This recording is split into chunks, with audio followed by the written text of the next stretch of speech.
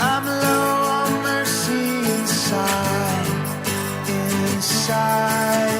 Show me the secrets I plead.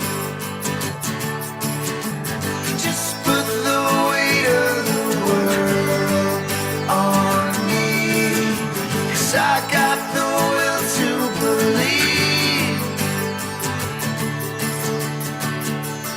And I'm looking for mercy.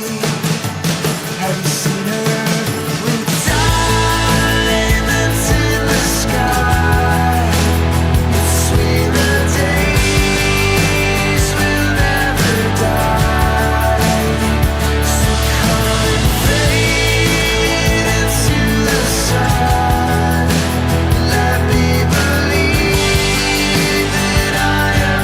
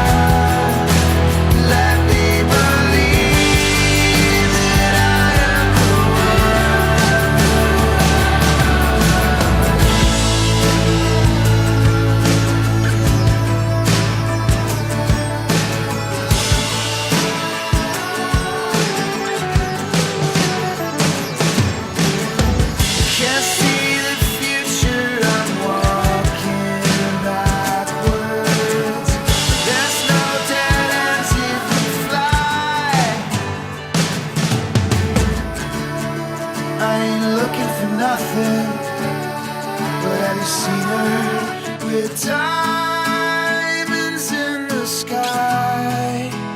Between the days we'll never die. So come and fade into the sun. Help me believe that I am the one. With diamonds in the sky.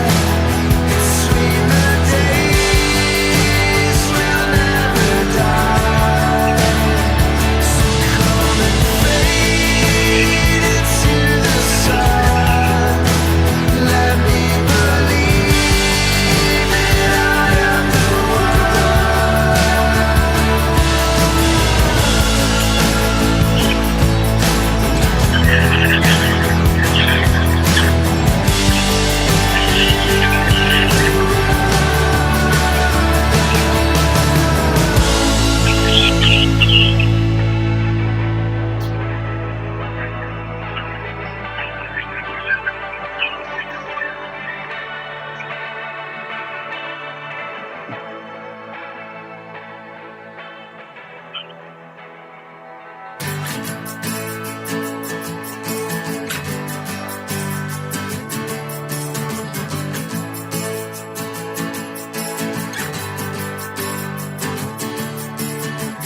I'm low on mercy inside.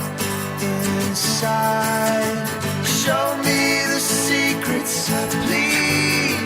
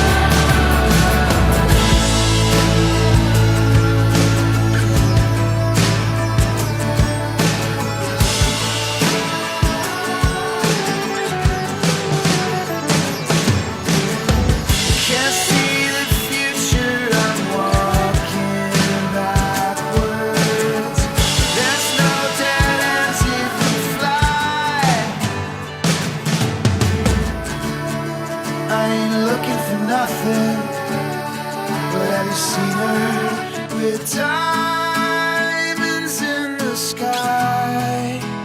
Between the days we'll never die. So come and fade into the sun. Help me believe that I am the one. With diamonds in the sky. Between the days we'll never die. So come and fade into the sun. Let me believe that I am the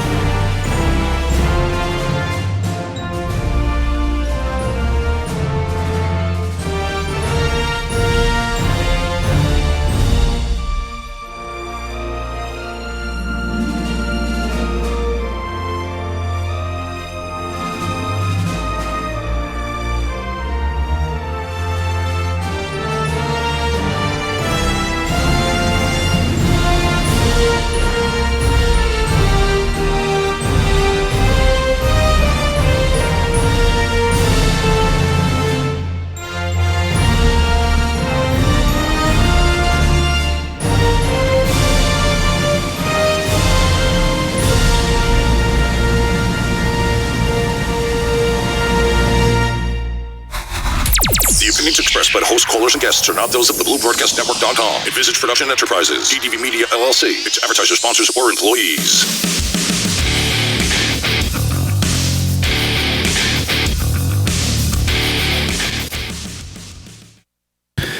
Sergeant John Barite, Oregon State Police, Oregon, May 4th.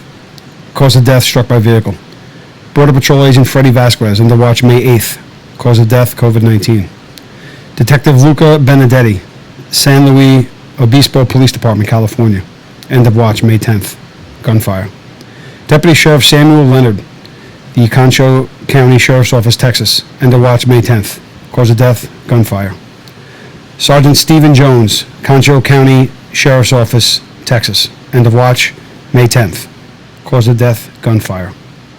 Police Officer Jimmy Inn, Stockton Police Department, California. End of watch May 11th. Cause of death, gunfire. Police Officer Chris Oberheim, Champaign Police Department, Illinois. End of watch May 11th. Cause of death, gunfire. We'll now take a moment of silence to honor all the police officers, firefighters, first responders, and veterans that have given their lives in the line of duty.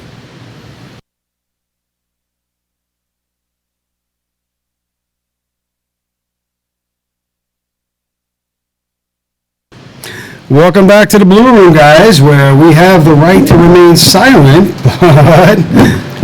That ain't fucking happening. Oh, nice. That ain't happening. It's family show. That ain't happening.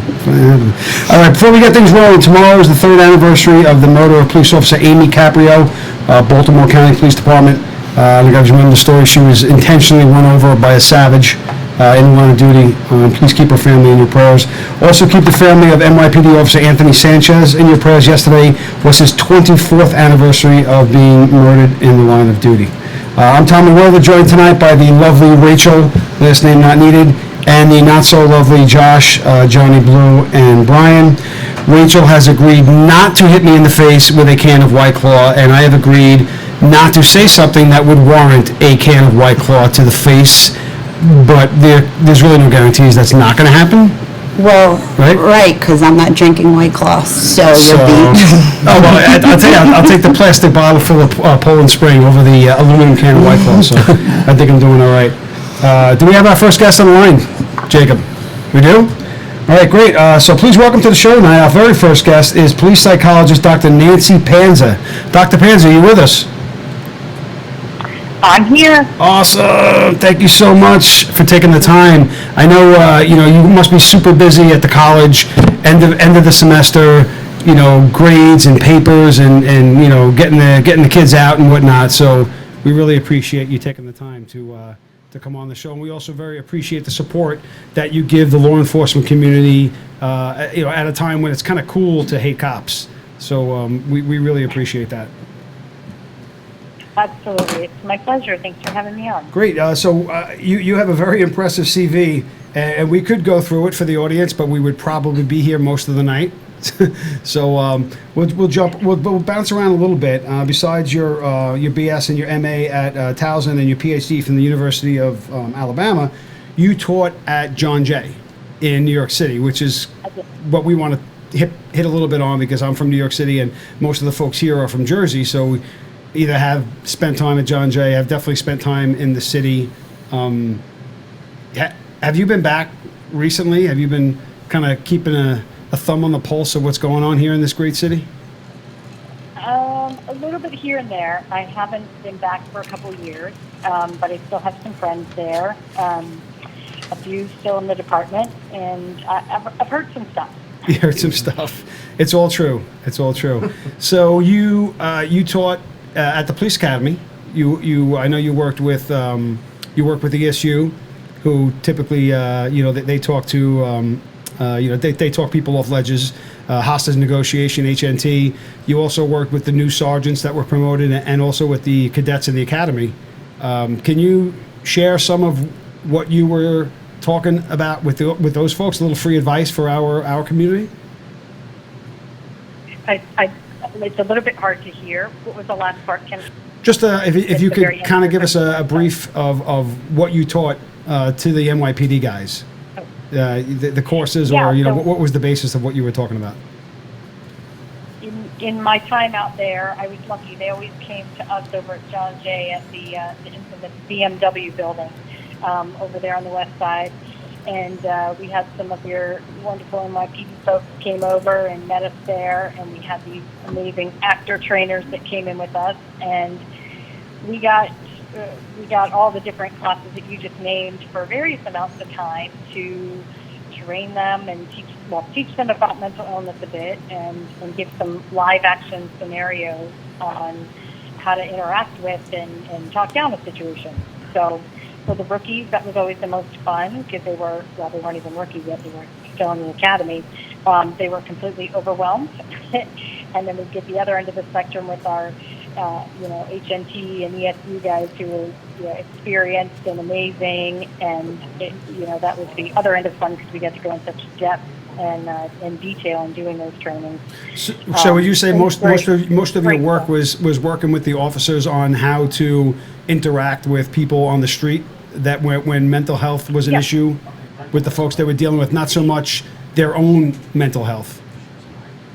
Right. So on that assignment there, we were working very much with how to interact with folks on the street who have mental illness, and how to manage those calls in the best way, so that everybody comes away, without having to get into a scuffle, and how to talk people down. So, that back then at John Jay, I spent most of my time with departments doing that kind of stuff. And where I am now, I've gone to the other side, to where I spend pretty much all of my time working on officer mental health and wellness. And as I've said a few times recently, we're sort of in the midst of this wellness movement. You can't go anywhere in the law enforcement circles without hearing the term officer wellness, but Sure. It's kind of a bit of a mess as to what that means and what it looks like across the country at various departments. Well, unfortunately, I think what happens and I can only speak from my experience, is that most departments don't have an active program. They, you meet with a psychologist in the background investigation before you get on the job, and then the only time you ever really have any sort of contact, unless you proactively seek help is after a critical incident, shooting or whatnot, that they say, I had a couple of shootings and it was basically a rubber stamp. You went in, how do you feel? Are you sleeping? Do you rethink the incident over and over? And it's like, oh, I feel great. I sleep great. I haven't thought about it since. Stamp, get back on the street. Is that typical of what you found in your experience? Yeah, very much so. One of the things I find myself saying all the time is that, I used to cringe and think, well, how come every officer that I come across, we say you're a psychologist, and they cringe and pretty much run the other direction. Why do they hate us so much? And then you realize the reality is, they see you once before hire to pass a psych eval, which is terrifying. This person holds in their hands whether you get the job that you've been probably going through the process of trying to get for a year.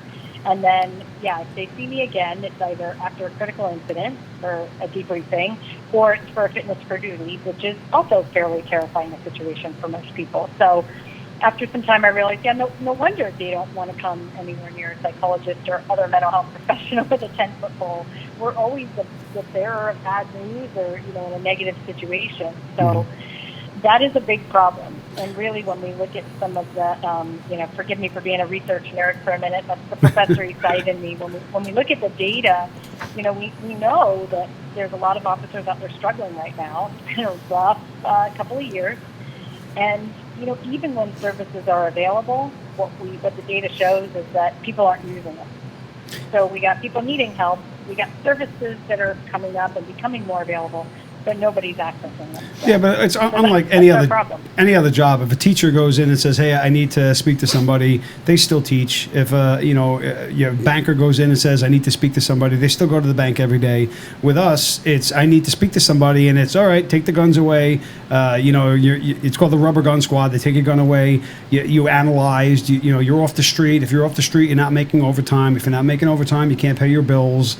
Or and this culture, this police culture, we're as much as we love each other, we're really hard on each other, right? We have fun. It's tough love. Yeah, it's tough love. But you know that if you're the guy or the man or the woman that's sitting behind the desk because you went and asked for help, that there's going to be snickers and there's going to be, it's not a fun place to be. If you're the guy or the girl that raises your hand and says, "I need help."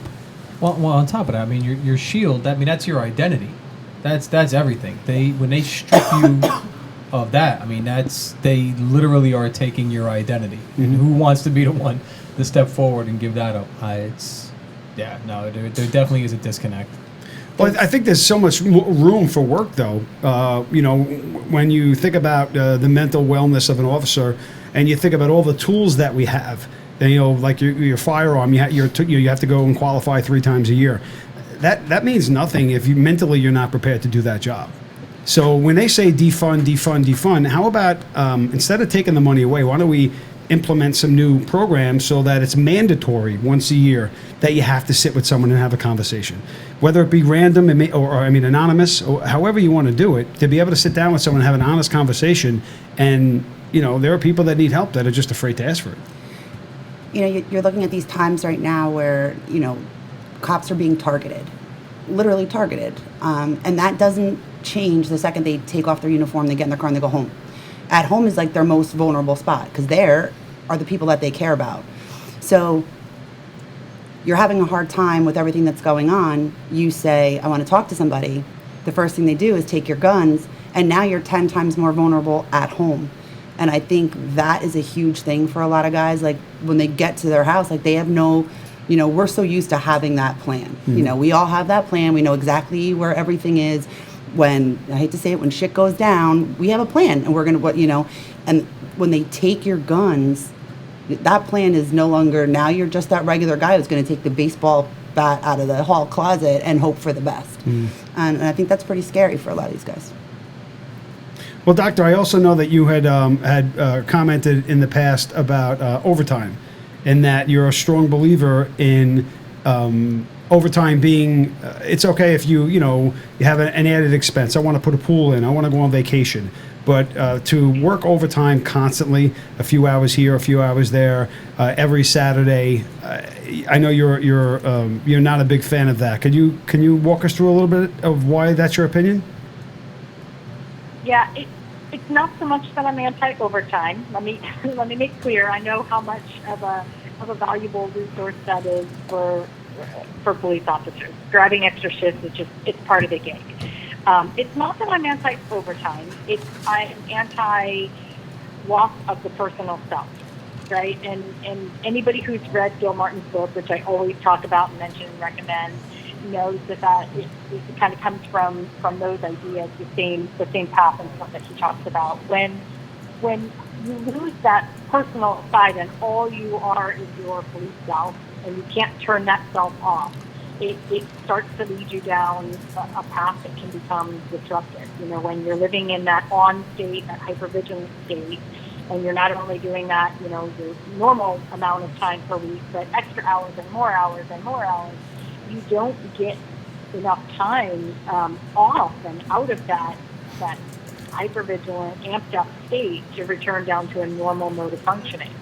And your body needs to recover from being that alert and that on. You need that downtime.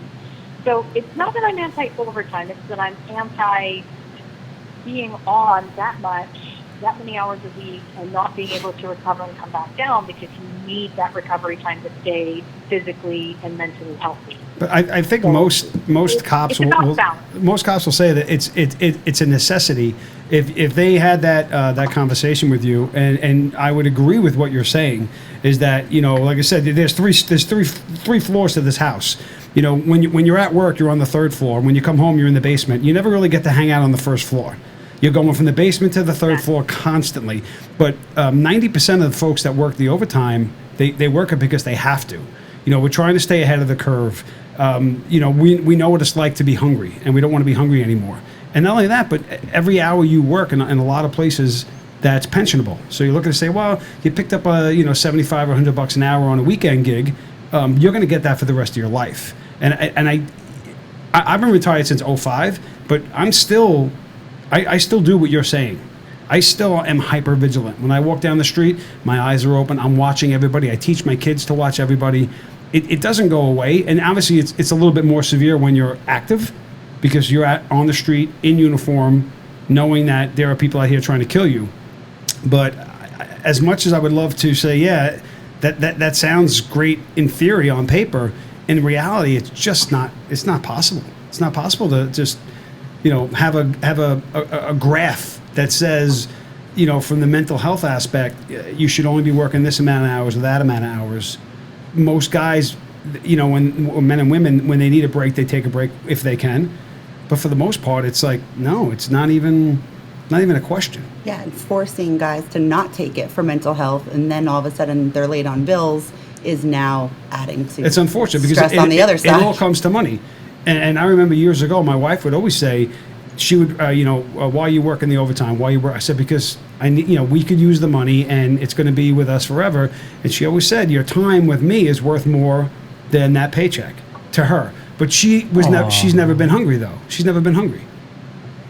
Right? I've been hungry my whole life. I stopped getting hungry when I retired. I bet she doesn't feel that way anymore. Yeah, she can't wait to get rid of me. So it would be a great conversation to have with certain departments to say, hey, let's put a limit on this, or how do we combat that? Sessions or something. I think it's not so much hey, do away with overtime or put a limit on how much, because different people can handle different amounts of everything. And wellness isn't just mental wellness, like you said. The money matters, and if you're in financial trouble, that's a massive stressor, and that's it. So whenever I talk about wellness, whether it's officers or anyone, any human being, there's really three aspects. There's your physical well-being, there's your mental and emotional well-being, but there's also what I call your practical well-being. And those are your relationships, those are your finances, those are your, all the other things in life that can be important, but that can also be stressful and cause problems. So it all ends up being a balance. And you have to pay attention to all of the different areas. So, right, if finances are a stressor and you need that overtime, then you work that overtime. But you also need to make sure that you're giving yourself the recovery time so that you can physically and emotionally still be a healthy person. Sure. If all you're doing is working and you're never getting that downtime, you can never turn it off, and come back down to a normal state of functioning, then you will eventually suffer some consequences from that. Yeah, I guess you could say that about any job, though, right? I mean, you think about investment bankers, Wall Street folks. It's all they think about. Doctors. I just spent the weekend away with a couple of my friends, and in the banking industry, and it was constant. They're always picking up the phone. I got to take this call. I got to check on this. I got to watch how this is going. And I'm like, we're just having, we got to shoot turkeys and play golf, but they couldn't get away from it because that's what they do. So whatever job it is, you need your downtime. That's just workload, and policing is different. Policing, the reason that we talk about this whole, that graph and the hypervigilance is because when you're up, like you said, when you're on the top floor, it's because you have to be on and constantly alert and ready for danger. It's that officer safety that everyone's taught in the academy, and that you are constantly on alert. And what that does is it activates your nervous system. Your nervous system kicks in, and you're basically living in a state that's only supposed to be activated in emergency situations. But because, whenever you're on the job and answer a call, you're trained to constantly be alert and aware. That is completely different than an investment banker working extra hours. So it's very different what's happening in the nervous system of a first responder to just somebody who's a workaholic and works a lot of hours. Mm-hmm. And that's the key, and that's what erodes with the mental health if you're not doing things to balance that out and take care of it. It's not that you're destined to, fall apart. That's not the case at all. But there has to be some balance and recovery time because your nervous system is not meant to be in that fight or flight mode for lengthy periods of time. And it has to be if you're gonna, if you're managing yourself and you're practicing good officer safety. So it is different from these other guys. So should there be a curriculum, for lack of a better word, should there be a curriculum within police departments that add the mental wellness and overtime and just a kind of a check-in program with officers that's mandatory? Is that even possible? Like an annual check-in in terms of wellness? Annual, biannual, something that just says, hey, like someone's got to write that program that says, hey, we found that this works. The morale. That is the thing that I have been working on most in the past year to 2 years, I'd say, is helping departments to establish wellness check-ins. It stands to be a really powerful thing to do, but only if done right. If it just becomes another fit for duty type scenario, it's not effective because nobody wants to do that, and it just becomes another evaluative situation that's scary and overwhelming. But the wellness checks, as people call them, all sorts of different names, mental health checks, well-being, resiliency checks. I've heard it called so many different things, but the idea basically is, I come in and see a mental health professional. Usually it's annual. They find it works best when it's mandatory because just like those critical incident debriefings, if only certain people are going, the stigma thing is still there. But if everybody's going, it becomes normal. Sure. Everyone sees someone. You can talk or not talk. It's fine. But the idea is that it really normalizes that contact with a mental health professional. It gives you a place to unload, should you so choose. And it becomes a place just to go in and talk and become familiar with how it all works, to have a resource put in front of you so you don't have to reach out. It's given to you. And it really stands to break down a lot of those barriers that have kept officers from seeking treatment. It's not something that results in you can't do your job. There's no evaluation component to these checks, at least the way I've designed the program. It is a check-in, talk, provide resources, provide information, see how people are doing, and then give them what they need or what they want and send them on their way. There's anecdotal evidence that this can be a really powerful path for people to get help when they need it, when problems are just starting and when they're small, and to prevent them from becoming big things that end up in a fitness for duty or having a gun taken and badge taken and all those things that we don't want to happen. So I'm a big proponent of it. I think another problem is, society in general, they don't trust the system. I think most departments do a really good job weeding out the bad apples. if the guy walks into his police interview and he's got a swastika tattoo on his forehead, it's a pretty big sign that he's probably not going to work out. But if he's got that same tattoo on his ass, you're not going to see it. And he's not going to tell you he's a white supremacist or a anti-Semite. The society loves to jump all over that. How'd that one get through the cracks? Well, you know what? I think most departments do a really good job weeding that out. And look, if I want to convince you that I'm something I'm not, I probably can. And I'm sure in your line of work, you've evaluated people in one direction, and in the end, it was like, wow, it was a 180. They just were able to convince me, a trained professional, that they're not what they, presume to be. But then we get lumped up anyway. Yeah, I agree. I agree with you completely. I don't think, I've had a lot of people, especially in this past year, ask, what more can we do? We need better screening. And I said, I really don't think screening is the issue.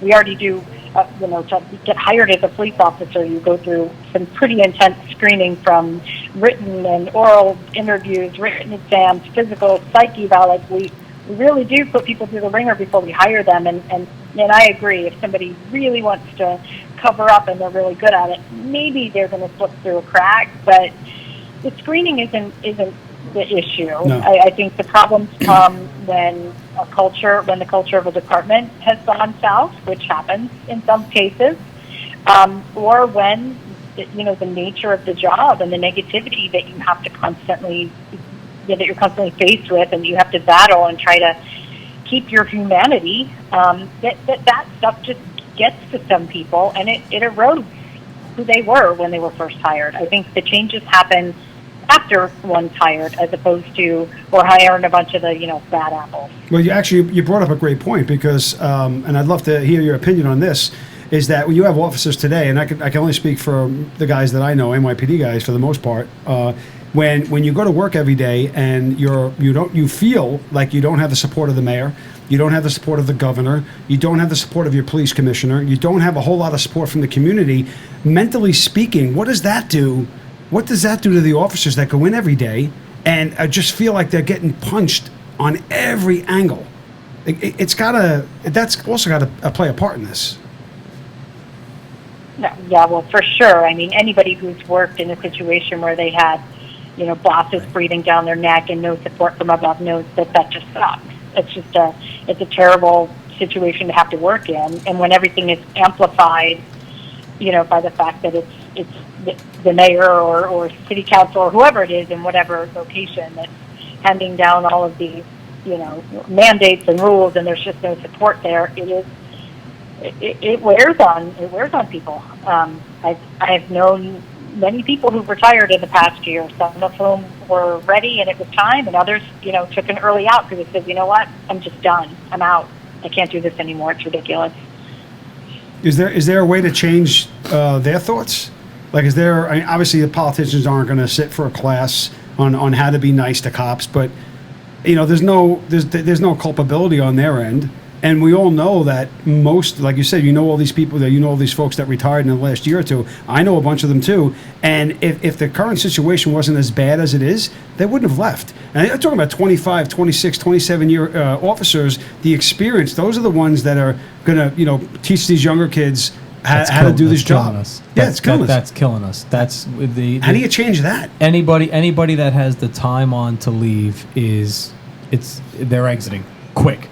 As they should. Right. And Doc's 100% right. Like, people that don't even have the time are looking at options of early retirement. And you see in the recruitment issues that every department, especially use NYPD as an example, they kept pushing their deadline back further and further and further. And somehow, I don't know how they miraculously, hit whatever number they wanted and treated it as like an accomplishment. They were praising each other the other day in a press conference, even though their deadline was supposed to be like 3 months ago, but they had to keep pushing. They finally got 250 people that are willing to go into the academy. Whatever it is. I mean, for active guys, I mean, I could tell you right now, it's ridiculously depressing. There is no safe zone anywhere. My class was 2,200 people. They're putting in now 250. Yeah, I don't even think they had 2,200 applicants for this one. Crazy. The guys that are serving now. And again, like I said, every time I talk, I say, I accept the fact that not everybody looks at law enforcement the same way I do. For some people, it is just a 9-to-5 job and knowing what you're wearing to work every day. But I also accept the fact that there are cops that do think about the job the way I do, and for cops that do think about the job this way, this is a ridiculously depressing time to be a cop right now. The people that you serve hate you. The people that you work for will put you on an island and disassociate with you at the drop of a hat, even if it's out of just survival politically. And obviously, as always, even our job done right is going to piss somebody off. That's a reality. Our job done right is going to, be penalizing somebody or taking somebody's freedom. It's not always saving a life. There is that punitive part of our job. So our job done correctly, properly, professionally is still a good chance that someone's going to be leaving pissed off. So for us, there really is, you sit there now and you're like, like Doc said, what am I doing this for? Well, look at the officer in Atlanta, Garrett Rolfe. He was in a shooting in August of last year. Mm-hmm. The guy failed the breathalyzer test. He became combative. He was able to get the officer's taser from him, shot at the officer with the taser, ran, and then tried to shoot him again, and they shot him. Atlanta's initial response, day one afterwards, was to fire the cop. Fast forward 9 months later, and the city of Atlanta said, you know what? We evaluated this. We investigated this. The cop didn't do anything wrong, and they reinstated him. What kind of mental health issues is this cop going to have for the last 8 months? And now, how about going forward? Done. How about going forward? How is he going to be a cop? He's done. So now that's him. What about every other cop that's following that story thinking, wow, this guy did everything by the book? They even admitted afterwards that he was legit. That could be me. How do you do your job? You're not getting me, Tommy. Doc, Tommy is trying to bait me in to Aaron Dean, and you're not getting me. No, I'm not. You're not getting me. No. Doc, look up Aaron Dean from Fort Worth in your spare time if you really want to nauseate yourself and look at how a department can mistreat their police officer.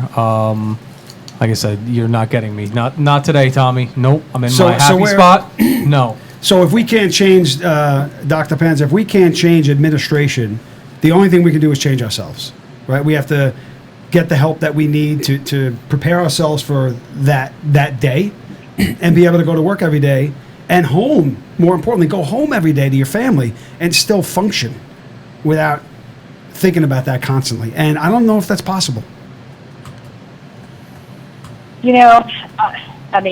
The one thing I know is that there's no simple way out of the mess that is everything right now. There's no one easy, simple answer. And anytime I think too hard about it, I get a headache and I feel completely overwhelmed too. So my advice that I've offered in talks that I've given lately and that I've kind of just made my mantra is that, there's 3 things you can do right now. And I simplify it in that you got to look in, you got to look around, and then you got to look out. Right. So the look in is you got to look in on yourself. How am I doing? Because it's the whole airplane thing. You got to put your mask on first before you can put anybody else's mask. Mm-hmm. Are you doing okay? And so every officer out there has got to take a look inward and say, am I okay? And man, we've all been through some stuff this past year. The world of law enforcement's been through more than everybody else. I would say just about, when it comes down to but it's been a tough year all the way around. Things have been crazy. So each person needs to look in and see, how am I doing physically, mentally, all the practical sides, all of those things. What's going on? And you need to do what you need to do to get yourself support, get yourself on track, take those little steps to get towards, work your own path towards wellness. And so that's the look in, and the look around is, and this is especially important in policing because of, how much you have each other's back, is look around and see how your fellow officers are doing. Who needs help?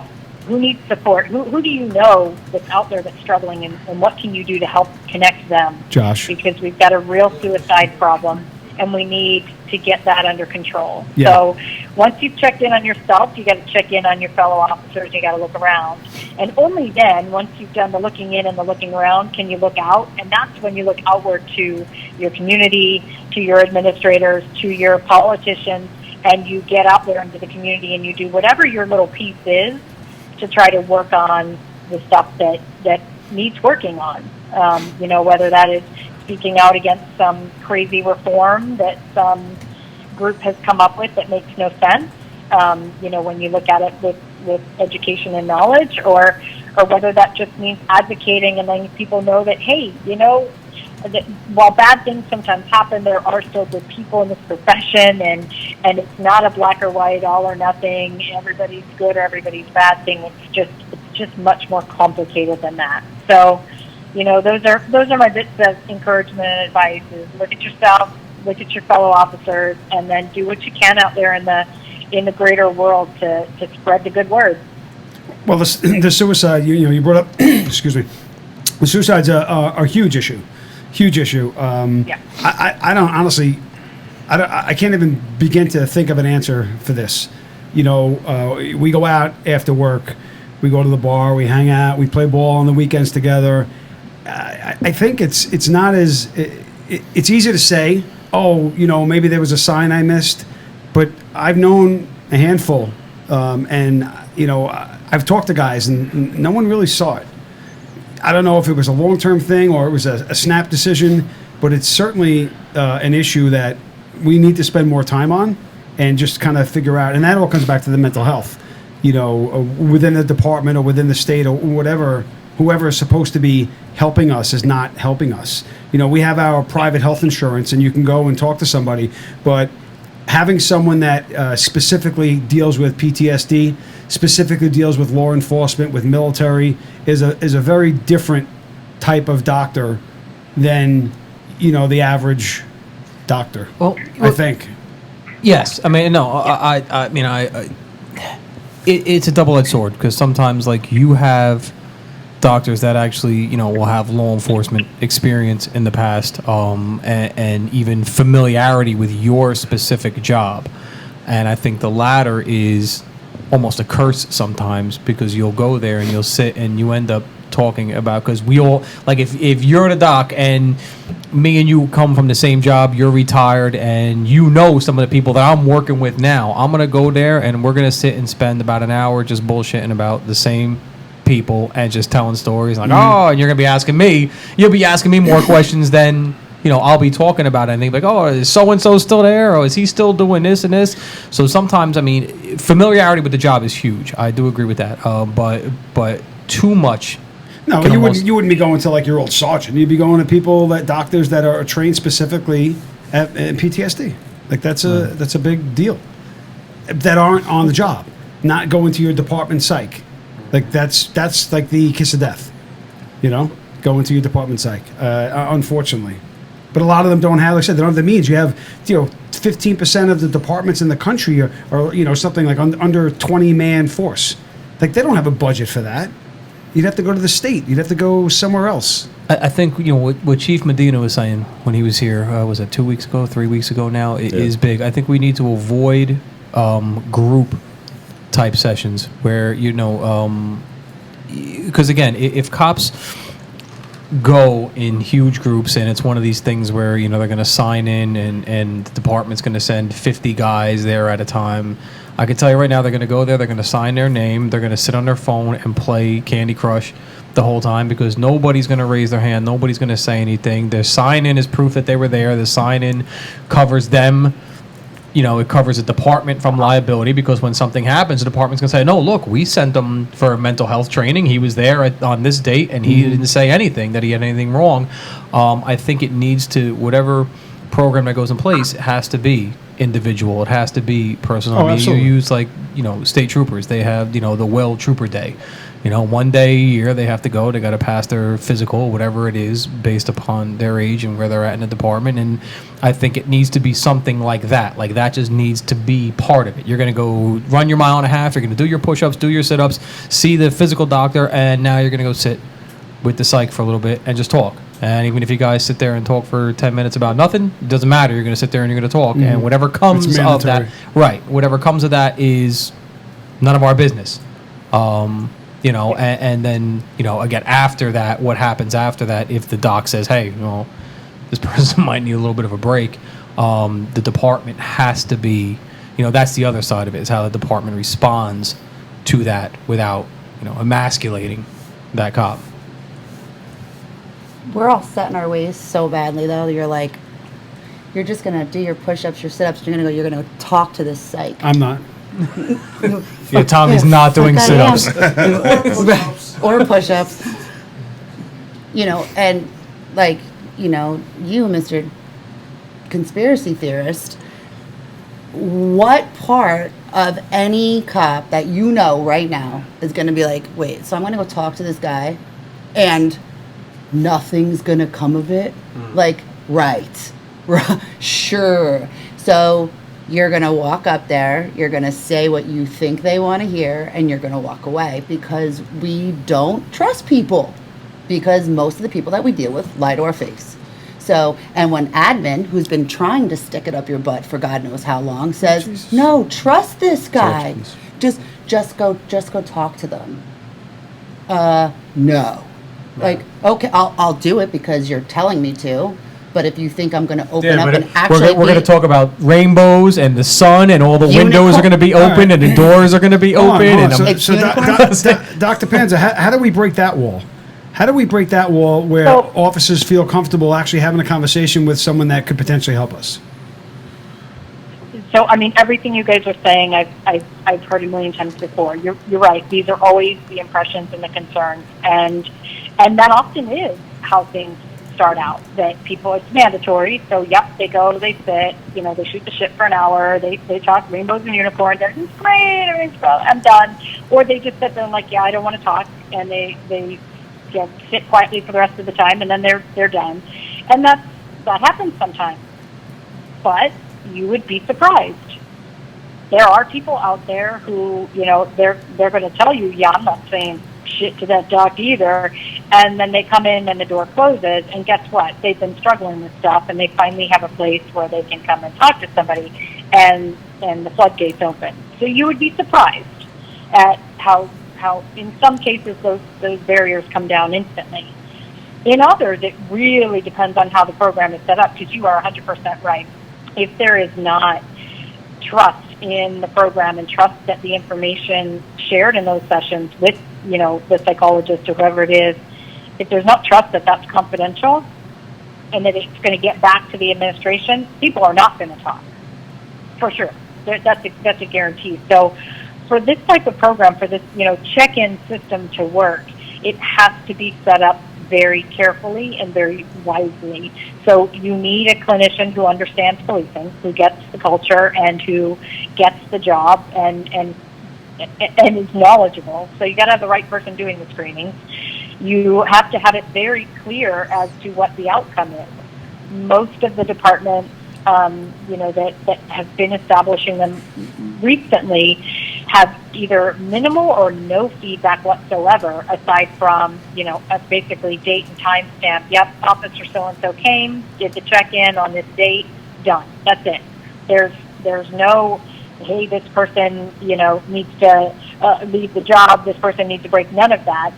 The only time that any feedback would come, you know, in that 100% confidential scenario, is if the person was dangerous to themselves and needed to be hospitalized, yes, or dangerous to someone else, like the standard civil commitment that we would do for anyone, sure, any person. Sure. So that, in my opinion, that's the preferred way. There are departments, though, out there that have a feedback mechanism linked with the scenario. So basically, you know, everybody comes in, everybody has their check, and then the department gets sort of a, you know, either an all clear or a, hey, there's some concerns, we request these supports, or, you know, something else, you know, this is an urgent matter that needs review. You know, in there, it's a slippery slope, because you're right, that's when the trust issues start to come up and officers are not sure what's safe to say or not to say. So I'm all for the 100% confidentiality, keep that stuff. They come in, they do their check-in, and then what happens from there is between the mental health professional and the officer, and it's a step forward because it gets people in someone's office on a regular basis, and it breeds familiarity so that if there is a crisis, they know the name and face of a person. Someone's familiar to them. It gives them a line and someone to potentially reach out to should they hit a crisis point at some point down the road also. So for me, I see a preventative piece to it as well. That was the pastor for Chief Medina. Same thing. Exactly what the chief said. That familiar face, that friendly face. Yeah, Doc. We had the chief from Tequesta, Florida, was on, and he's trying so hard to get stuff implemented, and that's one of the things that he actually has the guy in headquarters. And he made a joke, which is actually true. It's the smartest idea ever. He took the coffee machine, the water, with the coffee, the water, all the food. He put it right in the pastor's office. So he was like, any cops that want to go anywhere to get anything to eat or coffee or anything, they're going to go in the pastor's office anyway. And this guy, how old did he say? 81 years old, I think he said he was. This guy is just phenomenal with the cops. And just like you said, once you start the conversation, these guys will go in there for a cup of coffee and they'll sit down, and the pastor just had this way of getting them talking, and before you know it, they're breaking down. And I think that's the conversation is the biggest part. Just thinking about suicide in general. They always say people that want to jump. If you talk about people that are on a bridge, people that want to jump, you're not going to stop them. They're going to be gone, and you'll just see their car parked on a bridge with the four ways on, and you'll never have a chance with them. Most people, at least I feel, most people want to be talked down, and making that conversation mandatory. I think you'll reach a lot more of those people, as opposed to saying, steering away from having that conversation because of all the potential potholes. So I think making it mandatory is definitely the first step. Yeah, I would agree, and it takes that stigma piece away. We've seen through research studies that show that the main barriers to getting officers into seeing a mental health professional, it's the trust, the lack of concerns about confidentiality. It's the stigma. If I go see this person, everyone's going to know. They're going to think I'm losing it. I'm going to lose my job, and it's just all those things that keep them away. And this annual check, it breaks down a lot of those barriers just naturally. It puts you in front of someone, and again, as long as you got the right person in there who gets it and who gets police work, because if you got some random psych out there who doesn't know anything about it, you're just going to do more harm than good with that. So get the right person in there and just open that door and just normalize coming in and talking to someone and having this little check-in.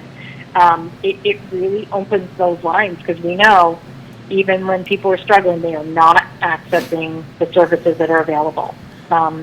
It's just, so we got to find a way around those barriers, that stigma, the fear, and the lack of access. So if we're putting them in there and they're going, again, I'm working on some research now to get the data to show that it's effective, but it takes some time. Right now, all I've got is stories from other sites that have been doing these for a while, and one of the men that I know out there has been doing these for departments talked about how in the beginning he had a whole lot of exactly what you guys were describing. They come in, they sit down, they fold their arms, they stick their feet up, they say, I got nothing to say, I'm fine, everything's good, and a lot of that. And it's like, okay, that's good, that's fine. And a couple of years passed, and some of those arm folders stopped folding their arms, and he said, fast forward 4 or 5 years from the time we started doing the check, and not only do I have relationships with everyone in the department, because I've seen them all repeatedly for a few years, but now my therapy practice is booming, because all of a sudden those people realize, hey, wait a minute, there actually may be some things I have going on that I could use some help with, and this guy's not so bad, and I kind of feel like I can trust him at this point. And he said, I went from having an empty office to having a full office every day of the week, because that door was open.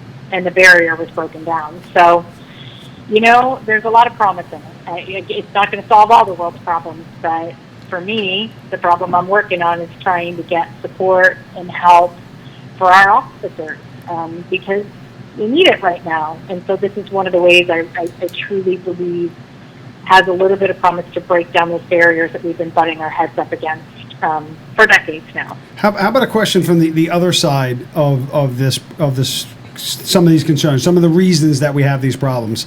I see a lot of departments are implementing programs where a mental health expert is dispatched on a radio call where there's a mental health issue instead of a police officer. Can you offer a professional opinion, on whether or not that's a good idea?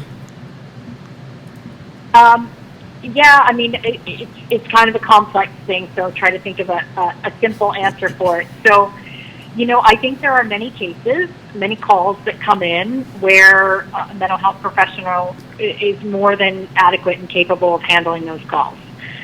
The problem is who makes that decision as to who gets the call, right? Is it the dispatcher's job now? Our dispatchers already have a wicked load on their shoulders. It is not an easy job to be a dispatcher, so now they have to figure out who to route the call to, so there's some complications there in terms of how does the call get routed and who decides whether it's police or mental health. But, in my opinion, and I'm one person, people would disagree with me on this, and that's fine, because again, I don't think there's one simple answer. I love the, sort of CIT model and the co-responder model where it's an officer and a clinician. I've done work with LAPD, and they have an amazing program. Again, they got a lot of resources, so they've got some pretty good training, and they've got their co-responder program where it's an officer and a clinician that go out. And there you got the best of both worlds, because you have somebody who's trained in, working with individuals who are mentally ill and who are, emotionally unstable. But you also have law enforcement there should things go south and become dangerous. Because I don't know, as a clinician, there's a lot of calls that I don't really want to go on out there. I'm not trained or equipped to handle it if it goes south, and then it puts me in a lot of danger. So, in my opinion, the co-responder model has a lot of promise when it's done right and it's done well. It really does. It's effective. As a police officer, I don't know how LAPD works. I've never worked in a car by myself. It's always been two officers in a car, and it sounds like their program might be an officer and a civilian together. And obviously, there's protocol there where you would think that the civilian mental health expert would take charge first and kind of evaluate what's going on, and then at some point would have, either a sign or a word or something that said, yeah, I'm out, you're in, type of situation. And now you have one cop handling a mentally challenged person by themselves, unless they have a different program there when it's two officers and a mental health expert is dispatched separately to kind of catch up to the cops. Do they turn out of the same car? Or is it a unit that stays in the station house and they say, all right, Dr. So-and-so and Officer So-and-so, here's a job, go handle it? Do you know? My understanding, and I could be wrong because I don't run the program or or work the program. My understanding is that it is when the call comes out that they co-respond together. I would guess in the same car, but in all honesty, I've never asked that question before, so I don't know. I think the only difference there is that you're adding the mental health professional into the mix, because if that person, in any other scenario, it's just the cops turning out. And in that case, you've got the cop with all the responsibility, not just managing the scene, but managing the person. And, then we go back to, then we got to train all of our officers to also be mental health professionals too. Yeah. And that's a huge load. And that's basically what we've been asking police officers to do forever. That's all the training I did at John Jay was, hey, you got to be able to recognize these things, and if you know a little bit about what to do and what not to do, it's going to make your life a whole lot easier. And I think that's probably a better route. That's probably a better route to take, is to retrain or continue to train officers to identify things and maybe respond or react a little differently if we can? I have a question for me? No, not for hell no, Doc. Did you know I worked in the Bronx, right, Rachel? Yeah, 104 years ago. Doc, just out of curiosity, I was actually just curious about what the chatter around the water cooler is for other clinicians. If, personal safety is, an issue that they're talking about, even if you're responding with another officer, are there that many clinicians out there that are willing to jeopardize their life? Yep, I don't know. I mean, in large cities like LA, you've got a lot of staffing and you've got a lot of stuff to work with. But in smaller cities, and in local areas, I don't know. There's a lot of talk about reforms and about, handling nonviolent calls and all that to these clinicians who are going to go out and respond. And I asked the exact same question that you just did. And well, who are these people? And are they ready to do that? And are they willing to do that? And so... and who's determining it? I don't know. Who's determining it as a nonviolent call? Because every violent call that we've been on wasn't violent until it was. Exactly. That's the biggest part. I mean, listen though, from somebody that's active, I see the benefit of having somebody like that along for the call. I mean, and honestly, I wouldn't understand why any department would be against that, even just from a straight liability standpoint, especially with everything that's going on now. You could say, hey, no, you know what? We had a clinician on that call. This call went south, even though somebody trained in mental health was there. A clinician might think that it's not going south, and an officer would say it is going south, and now you have two conflicting ideas of what's going on here, right. and now someone's going to swing on that. Or talk about mental health. What if you're the officer on the call with the clinician, and the clinician gets shot and killed? How do you live with that? Because that person was your responsibility.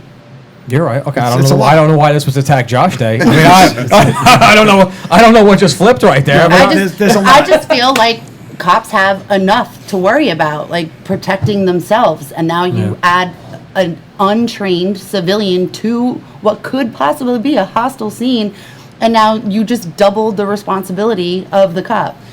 Yeah. I guess we'll find out. There's been plenty of times where I've been on a job and been like, I'm not a doctor. Let me call somebody and they could talk to you, or I could bring you somewhere. Clinicians don't have that opportunity to say, well, I'm not a cop. You can't get violent. Let me call the police, or let me get the cops here to help me. Yeah. So that's a huge problem. It's just scary. Well, we're going to find out because that's the direction we're going in. We're going to find out. It's going to be trial and error.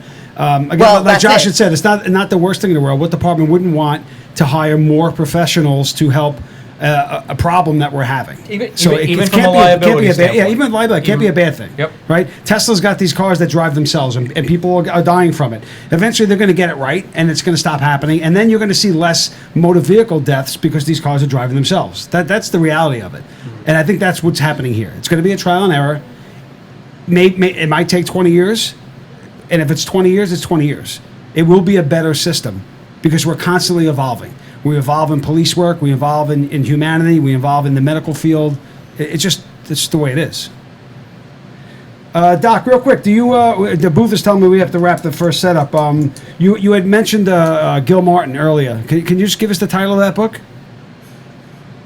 Of Gil Martin's book? Yeah. It's emotional survival for law enforcement, I'm peeking over there. It's like emotional survival for law enforcement. There's like a colon and something else. So survival for police and their families. I can't remember the exact title of it. Google Gil Martin and emotional survival, and it's going to come up. It's older. It was published maybe in the early 90s, I want to say, but it's the best book out there that's just simple, it's readable, and it's brilliant, all wrapped up into one. It's the one thing that whenever anybody asks me what they should read, I say 100% Kevin Gil Martin's book. Links in the comments. Emotional survival for law enforcement. I put it in the comments, and I actually have it and read it off your recommendation, and it's you're 100% right. I think The last time you described it, you said it was easily digestible, and that from someone that scored 890 on their SATs, I can listen. You passed the background for a police department with an They 890? actually sent me. Listen to me. All right, no, I don't know. I don't know if this actually counts as a session, doc, or not. But they actually sent me to a forensic psychologist. They actually tried to prove me insane. Do you understand? And then if you want to talk about nerves, right before I went, this was now my third psych. About, like, again, I even told my wife, I said, I don't know whether they're trying to prove me crazy and arrest me or trying to hire me. I don't know which it is. But so now I've gone to 2 psychs. On the third one now, I'm going to a forensic psychologist, and I realize I got a brown sock on and a blue sock on. So now the guy had to think I was crazy because I sat there the whole time with my hand, like I kept pulling my pants legs down, like my feet did not leave the floor, and I kept making sure that my pants legs stayed as far down. This guy had been like, "What's wrong with this guy?" And somehow I still got hired. See, what's wrong with policing in the United States? Like we said earlier, any fool can trick a psych, right? Any fool can trick you out and make you think you're something you're not. Doc, you have a book or any sort of program you want to plug away at? No, I'm not here to promote anything All other right. than wellness. Well- I'm here. I mean, I'm searchable, through Fullerton, and if there's departments out there, officers out there looking for resources, my work right now is just to get out and help departments get resources in place, and especially get these well checks going, because I really do believe that it's the path forward beyond some of the barriers. So that's the only thing I'm promoting today. When you get that recipe, done for what we need, you please share it with us. Yeah, our door's always open here. We'd love to have you back and continue following what you're doing because it's so important. And there aren't a whole lot of people doing it, to be honest with you. Everything's rubber stamped. With the large departments, it's always a grant for this, a grant for that, but it's just a rubber stamp. You truly believe what you're saying. And I'm not saying the other doctors aren't. Just that this is the first time that we've heard something really genuine and sincere, and hope that you can really finish this because we need it. I appreciate it. Well, I'm going to be out here fighting, going to keep helping and supporting, and I believe in the noble profession of law enforcement, and I believe there's a lot we need to do to get on a good path here. So Great. I'm going to be doing my part, but thanks for having me on. All right, so guys, if you're listening, Dr. Nancy Panza, Panza, if you want to follow up with her, hit her up. She's on Facebook, she's on Instagram, she's got a website. She's down in Fullerton, done a ton of work, and we really appreciate the work you're doing, Doc. Thank you so much. Thank you, Doc. Thanks, Doc. Thank you. All right, guys. Thanks, guys. We'll be back in 6 minutes. About 6 minutes. Good night, guys. We'll be back soon. Good night, guys. Searching for a doctor that truly cares about your overall health and well-being? Contact Dr. Alex at Tri-State Health and Wellness. For more than 11 years, Dr. Alex has been treating law enforcement professionals and their families while focusing on one-on-one care so you never feel rushed. All necessary testing can be conducted during your visit, and they feature flexible hours and appointments to accommodate alternating work schedules. Tri-State Health and Wellness is conveniently located in Fair Lawn, New Jersey. Contact Dr. Alex today by visiting www.bluetristate.com. Mortgages for everyday heroes. From Michelle Hendershot and Homebridge Financial Services. If you're looking to purchase a home or refinance an existing mortgage, Michelle Hendershot can assist you every step of the way. With over 10 years of experience assisting law enforcement officers with their dream of owning a home, the choice is simple. Contact Michelle Hendershot today. Visit www.mortgagesforblue.com. Are you tired of sleeping alone each night? Feeling sluggish during the day? Is your snoring keeping your spouse awake at night? If you find yourself spending too much time on the couch, maybe it's time to visit Dr. Michael Doblin of At Home Sleep Solutions. Dr. Doblin is the preferred sleep apnea doctor of New Jersey's law enforcement officers. With the help of a custom-fitted oral device, you can finally say goodbye to noisy, antiquated sleep apnea machines. For more information and to schedule an appointment today, contact Dr. Michael Doblin. Visit www.bluesnore.com. Moment to Silence, Inc., along with Blue Suicide, is a nonprofit organization founded to support and raise awareness about the epidemic of suicides amongst law enforcement, military personnel, and first responders. For more information on how you can help, visit momentofsilenceinc.org. If you're in the market for a new vehicle or a certified used vehicle, then visit Fetty Auto Group, located at the junction of Route 46 and Route 3 in Clifton, New Jersey. Fetty Auto Group stands shoulder to shoulder with the men and women in blue. Stop by and ask for Troy Mall and ask about the offers for first responders. For more information, visit FettyAuto.com. That's FETTEAUTO.com. The Blue Magazine, the law enforcement publication by law enforcement professionals for the men and women of law enforcement. The unfiltered voice of law enforcement. TheBlueMagazine.com. Are you patrolling with the pig? If not, you're doing it wrong. Check out all the newest swine swag at ProudPig.blue. They are dirty by design. Check it out now. Visit www.proudpig.blue for all your swine swag. Visit www.proudpig.blue. Resumes by Joe. Owned and operated by retired NYPD second grade detective Joe Federa. With over 20 years of professional resume writing experience and focusing on translating what we do as cops into language that the corporate world can appreciate. We put an emphasis on ensuring that your cover letter and resume will be best received by the applicant tracking system used by most companies today. Check out our website at www.resumesbyjoe.com or call Joe directly at 347-992-4523. Don't forget to ask about the 50% discount for BBO members and most unions across the country. Give us the job of helping you get the job.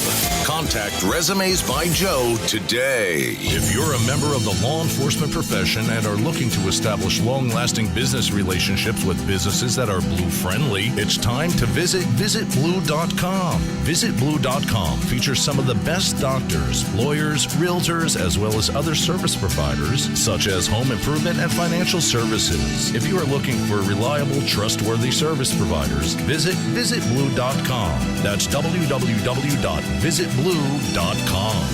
Founded in 2014 by retired NYPD police officer Michael Burke, Brothers Before Others is a national 501c3 law enforcement charity comprised solely of both sworn and retired police officers. Since their inception, Brothers Before Others has sent floral arrangements to the services of all line-of-duty deaths regardless of where in the country they occur, having spent over $350,000 to date. While the National Flower Fund remains their cornerstone, their benevolence has since grown well beyond that, even into the civilian world. For more information on how to get involved or to donate, visit brothersbeforeothers.org, or you can visit their public forums on all social media platforms by searching Brothers Before Others.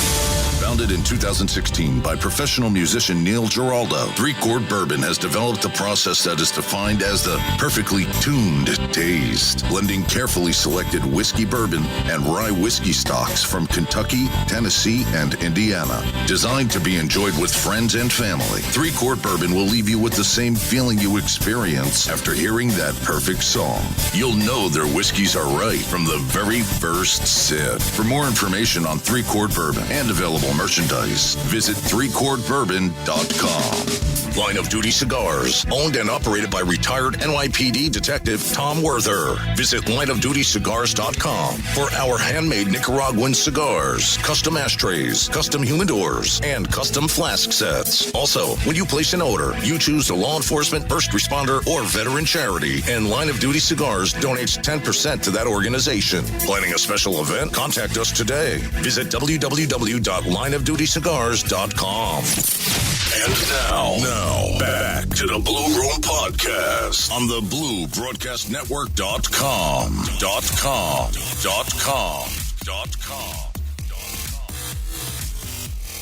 2016. You may not remember that date, but that's the date of the Pulse nightclub shooting. The shooting where 49 people were killed, 53 more were wounded as a result of a crazed psychotic killer that hated gay people. And do you know who stopped the killer in his tracks? The police. And I want to remind everybody, back in 2013, 2 men were shot in San Francisco Pride. And had the police not been there, there could have been many more casualties. I support law enforcement because I lived in New York City on September 11th, 2001, and I saw firsthand the sacrifice made by these men and women for our community.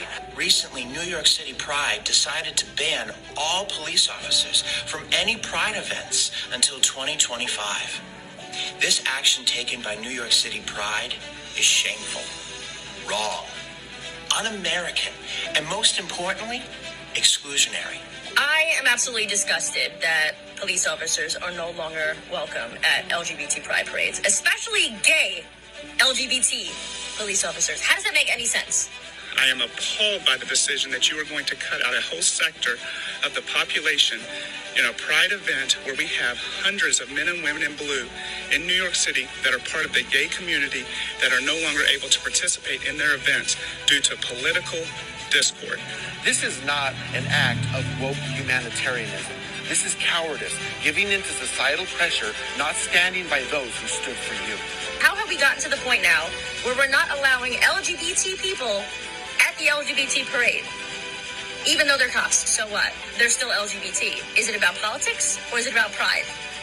We have LGBTQ officers serving in our communities each and every day to keep everyone, all Americans, safe.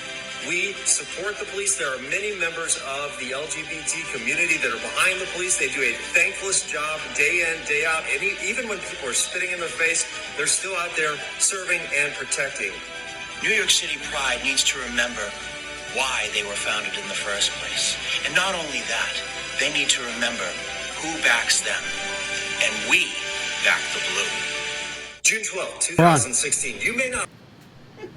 All right, guys, joining us via video from Miami is City of Miami Police Sergeant and local FOP President Tommy Reyes. Tommy, you there?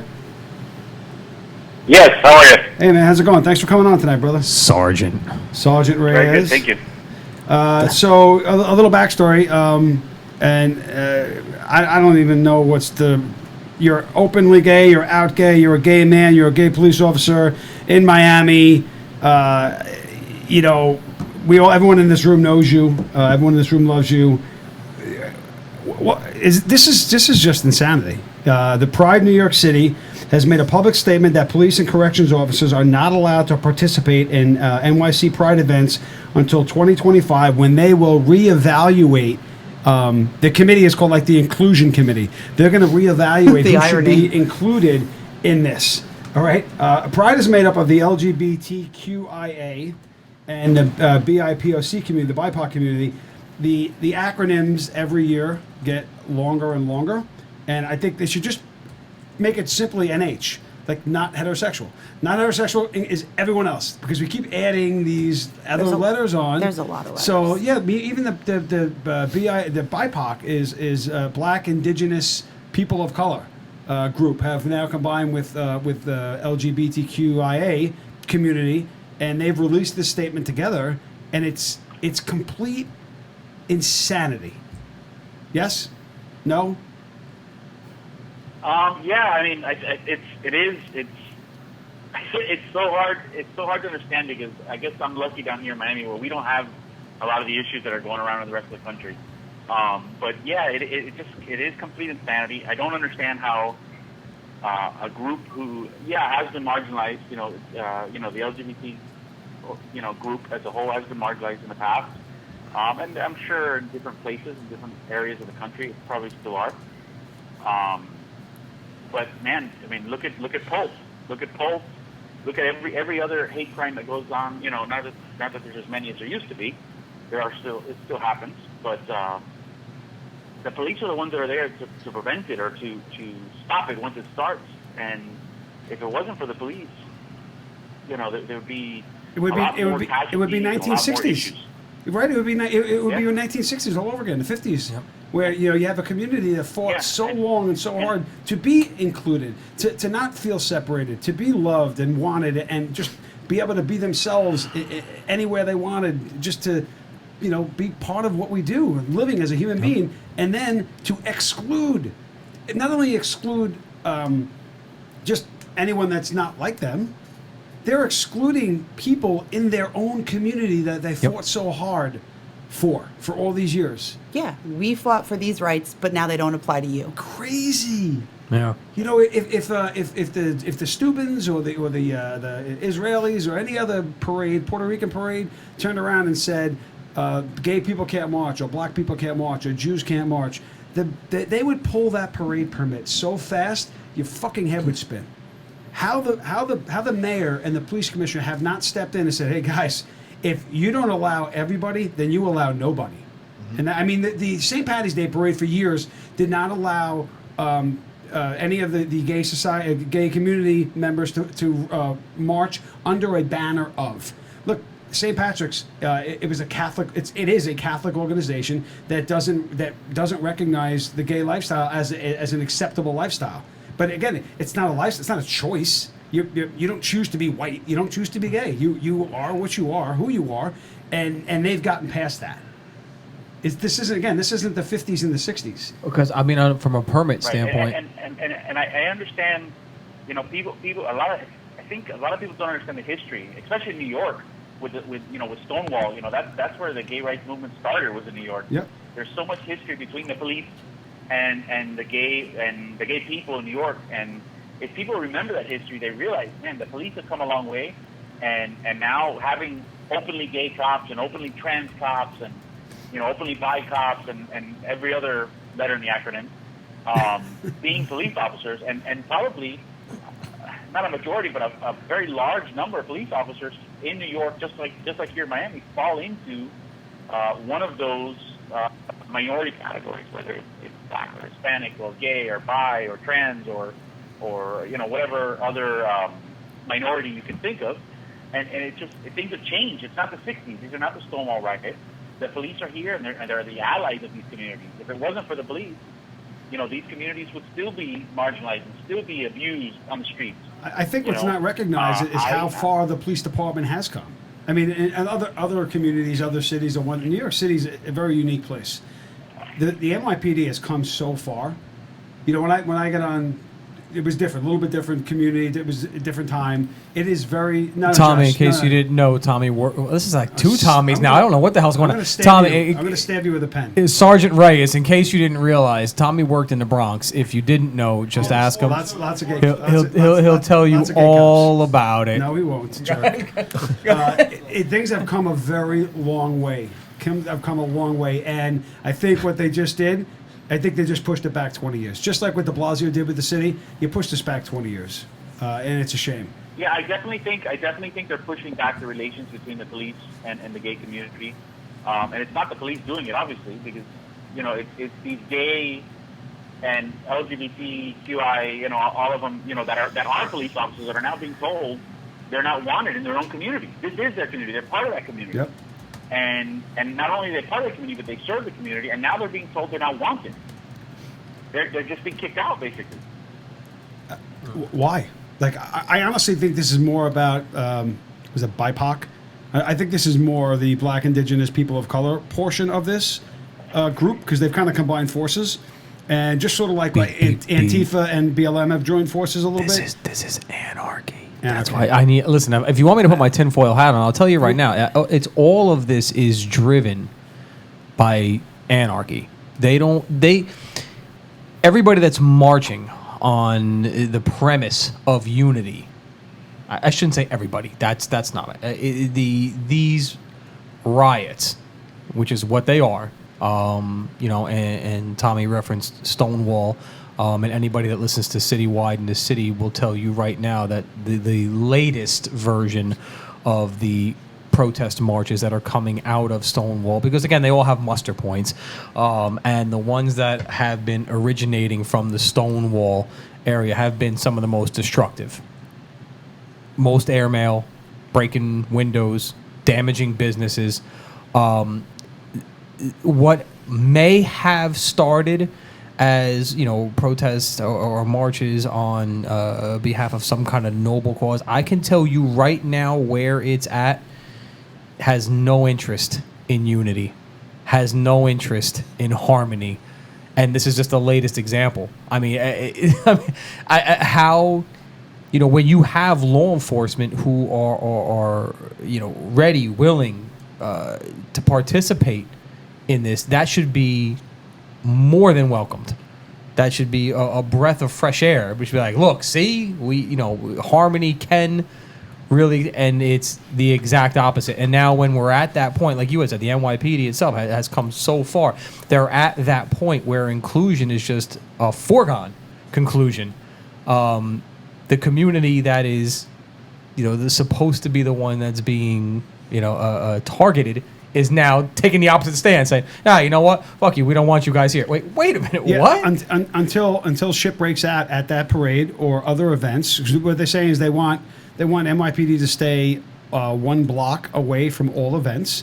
They're going to handle their own security. They're going to handle their own crowd control until they can't, and then it's going to be, oh wait, you know, can you come in and save the day?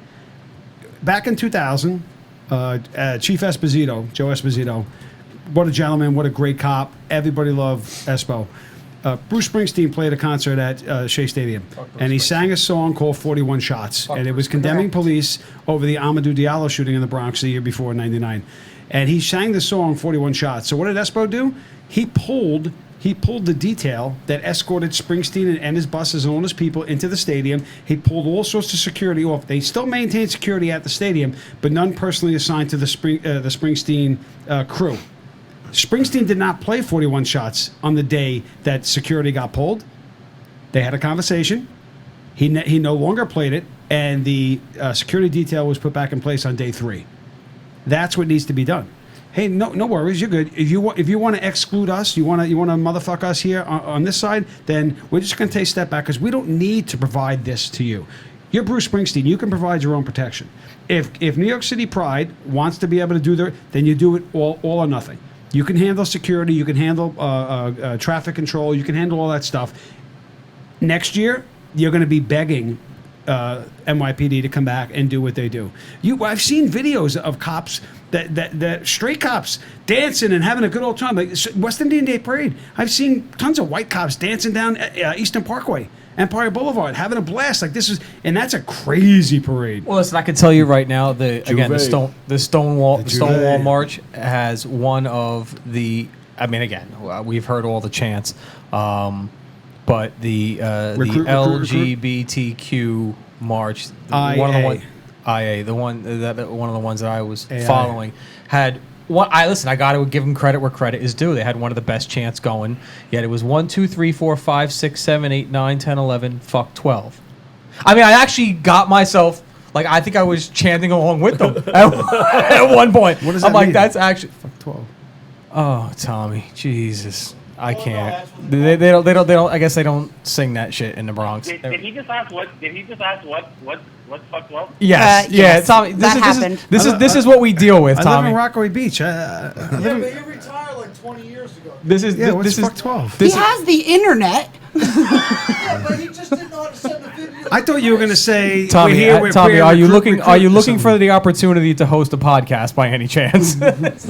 we know who listens to no rap music whatsoever. There it is. My wife, though, my wife, the privileged Jew, loves her Big Diddy or whatever the hell he is. That's something. I'm sure she does. She's gangster, though. She is gangster. I get in her car, it's gangster. Tommy, the other Tommy, the non-fuck 12 Tommy, was talking about the permit, and maybe Miami is different. I don't know if you know offhand. Their permits, when they apply for these parade permits, no matter what the group is there a provision in there? Is there something in there actually saying that they have to include anybody? Or do they actually have the right? So in other words, using the Pride community from New York City, technically by permit standards, do they have the right to exclude people? So I can speak a little bit on like locally. Just because I have friends that are on the Pride board here in South Florida, which is mostly at Miami Beach. And there, what they do is they actually, the organizations that march in the parade pay to march in the parade. That's how they fund part of their events. So, in our case, I know we've walked. My police department has walked now 2 years. And 2 years. Last year we didn't have Pride because of COVID, but the 2 previous years that was the first time we'd ever walked in Pride here, and it was really fun. It's a great experience. But we actually just tagged along with Miami Beach Police Department, so I'm not really sure how. I think the police department went as a police department. We don't have a gay organization down here like New York does, like Gold. So we actually walked with the police department. We were there in uniform with the police department's permission as a guest of Miami Beach Police. In New York, I think, at least I'm not 100% sure, but I think they walk, in uniform as a police department, but I think they walk with Gold. Well, I can tell you, with St. Patrick's Day Parade, what they do is that you have to register your group, and they're either going to approve it or deny it. Right. So you can't just walk up with a bunch of people and say we're going to hold the flag or we're going to walk in a uniform or whatever. You have to be associated with a registered group. So if the fire department was marching and another side shoot retired firefighters would say, well, can we march with the FDNY? Or whatever union they wanted to march with, you could do it. So you couldn't just go down there and say. So a perfect example would be what if New York City Goal, right, turned around and said, hey, you know what? Let's all get together and we're gonna we got some flags. We're gonna march in our uniform. Let's head down to Miami where we're welcomed, or Georgia where we're welcomed, or LA where we're welcomed, or anywhere else in the fucking country that would welcome us except the city that we fucking live in. They technically wouldn't be allowed to just step in and say we're going to march. You either have to be associated with a registered group or have your group registered with the parade. Right, and I know, like here in Miami Beach, I'm sure it's probably very similar, probably worse in New York, but not worse. When I say worse, it's a good thing because what happens is they get too many groups trying to register, too many people trying to register, so they actually have to turn people away because their permit only allows for the parade to be a certain length of time. And after a certain amount of time, the streets got to reopen. So they actually turn, groups away here in Miami because there's just too many people. But I'm surprised that another parade hasn't come forward and said, hey, publicly, and said, hey, guys, New York City, come here. Whatever, Jersey City, Atlanta, somewhere. Just said, you know what? Fuck those guys. You want to come march? You come here with us. Because that's not cool right now. So I will tell you, like I said, I have friends on the board here in Miami, and I've suggested it. I know there is discussions going on about maybe an invite. I don't know if it's going to happen or not. I think maybe because some internal politics, and actually it's not even, from what I'm getting, it's not a negative thing. It's just a more of a moolah thing. But yeah, there was a discussion had a little bit down here about an open invite to NYPD. What's the date supposed to be of the Pride Parade? No idea. In New York? In New York, yeah. We know. What's the what? Tommy, do you have a cat? I don't see a cat in the background. I thought all gay men are supposed to have cats. What the fuck? No? No cat. What No the cat? fuck kind of question is that? Tommy, what that's what type I of heard. support That's are what I you heard. getting from within the gay Christian community? has a cat. Shut up. Christian has a pillow, too. I'm sorry, guys. The sound is kind of muffled, and I definitely, when there's more than one of you guys are speaking, I definitely can't understand. All right, we'll all shut Well, up. that's because they all don't shut up. Rachel, go. Tom, what kind of support are you, or what type of talk are you hearing within the gay community? Are you hearing more support for, them not allowing, or are you hearing more of a kind of disgruntledness for them not allowing them to walk? So obviously the friends I keep are gonna side, I think, with the side of police officers. That's just because that's the type of people I keep friends with. But just looking at social media, and it could be the same thing. We like things on social media, and we follow things on social media that we tend to agree with. So, but the stuff I see tends to be disagreeing with the police officers, or disagreeing with Pride's decision to do what they did. The video you guys played at the beginning of the segment, I thought one of my friends sent that to me today. One of the other gay cops sent that to me today, and That was a great video. I've Thank you seen for that. Quite a few different things. I've seen quite a few different things on social media and online that people are not happy. It's not. It's Well, De Blasio actually. Organizations sell this idea of inclusivity and everybody's welcome and it's just bizarre. It literally goes against every single thing that they stand for. Yeah. De Blasio publicly said he disagrees with it. He said, I don't like it. I think you're wrong with this, which is surprising for coming from him.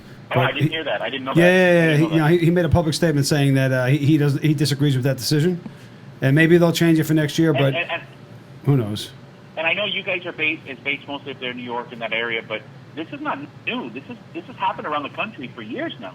For the last maybe 4 or 5 years, we've seen different cities and different pride organizations doing this, where they're excluding their LGBTQ police officers. There was something last year in there was something last year in Canada or something like that you were trying to fight, right? Remember, or was it 2 years ago? I remember you saying something. There was an organization that was doing exactly what New York City Pride is doing now by excluding police officers. Yeah, so like I said, over the last couple of years, or the last few years, it's been happening, I think, more and more. I think New York is probably one of the, I'd say, worst scenarios because, man, like I said, New York has a great, NYPD has a great relationship with their LGBTQ community, and it comes from not a good history. It started off as a pretty sad, pretty scary history for some people, and it just proves, like I said earlier, the improvement that NYPD has made over the last 50 years. And if it wasn't for that improvement, we'd still be having Stonewall riots. Yeah, no, he said Stonewall. Horrible events, and look how far we've come. You talk about race riots and the racial tensions in the 50s and 60s, and look where we are now. And BLM and Antifa have turned that back 20 or 30 years, and now Pride New York City has turned the progress that they've made for their community back 20 years. I don't understand it. Like, you fought so hard. Lots of the minority communities fought so hard to get where you are. Why would you give it back? And that's just what they did. They gave back all the work. For every person that took a brick in the forehead, right, over some sort of injustice over the last 30 or 40 years, did it for nothing. They've undone all that work. It's like everybody's trying to resegregate themselves. Yeah. It's crazy. Mm-hmm. That's exactly what they want. They fought for politics.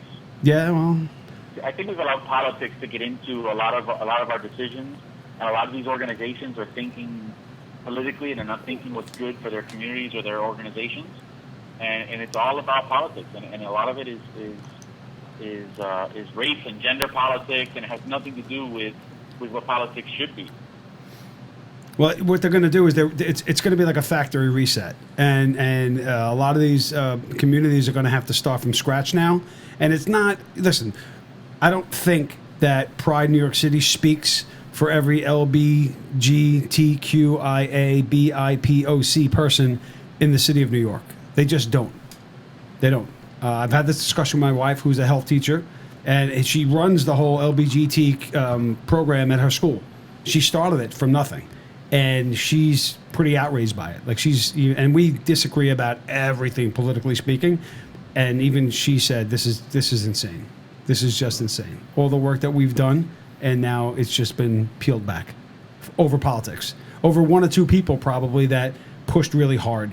That board of whatever 8 or 10 people are speaking for hundreds of thousands of people, and hundreds of thousands of people don't agree with this. That's why I think. I mean, Tommy, if you guys can make that happen, if you can make that invite happen, if I'm reading their website correctly, the New York City Pride Parade is supposed to be June 27th, so you got a couple months to make that happen. I think if you guys put an invite out to NYPD cops to come down there. Well, he can't. It's not there. It's not Tommy's parade. It's if you can get another organization. We I proposed the idea to the board members. I think they proposed it to the board, and I think there is a discussion happening. I don't know whether it's going to happen. I think a lot of it has to do with sponsorships and money, and they tend to. I think down here they've done a very good job of staying away from political hotbeds, and I think that's Miami's kind of good at that. We try to be, I think, non-confrontational. I think that's why we don't have the issues down here that a lot of the other places in the country have. Even when we had the riots and the protests, like last year, we had riots. I wouldn't even call them riots. Maybe we had one day of riots where the protesters got a little out of hand. A couple of police cars got burned, but after that, it was over and it was done. We had generally peaceful protests. They took a couple highways. We got them off the highways, but it was generally peaceful protests, and majority of the people weren't from South Florida. We are almost a sovereign nation down here. People down here, I think, have a different mentality. Well, your governor, your governor is on point. And our governor is obviously very supportive of law enforcement. Yep. And he's been very open-minded about opening up from COVID and getting back to normal. And I think that's what really inflamed a lot of the protests that we had, is that people were cooped up and they had cabin fever, man. And because we had a little less of a lockup than a lot of the places, I think that probably helped. The cabin fever wasn't so strong down here. All right, are we going to just go into the rest of the show, and we got some other stuff we're going to talk about? Do we want to? Oh my! Oh wait! Oh Jesus! What the hell is this guy doing? No. What was that? I didn't know. I don't know. We have other things we're going to talk about at the back end of the show here, and I don't even know. Stand by. Do that plug. Go ahead. Get that in. All right, guys. If you go, are you? He's talking to the guy in blackface. Yeah. You have to see the guy in the mask in here. Hold on, Tommy. Go ahead, bro. Hey, if you go to www.proudpig.blue, we have wonderful Pride hats, and if you put in the code word Pride at checkout, you get 25% off all Pride wear at proudpig.blue. Look at that. Look at this. Tommy, you had mentioned something about a bike ride. What do you got going tomorrow? I will say real quick, those hats are pretty popular amongst my friends. A lot of my friends have those hats.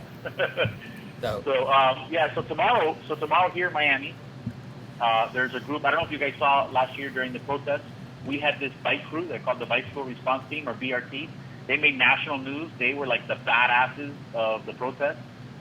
They probably rode, like 100 miles a day, and followed these crowds and was able to direct them in different directions. And they're basically just badasses on bicycles and wearing like really cool tactical gear. Anyway, so tomorrow they are going to be riding between 110 and 111 miles. They're leaving Miami at 4 a.m. and they are riding all the way to Naples, Florida. So from coast to coast, from the east coast of Florida to all the way to the west coast of Florida. They are doing this. The money's going to benefit an organization here in South Florida called the Police Officers Assistance Trust.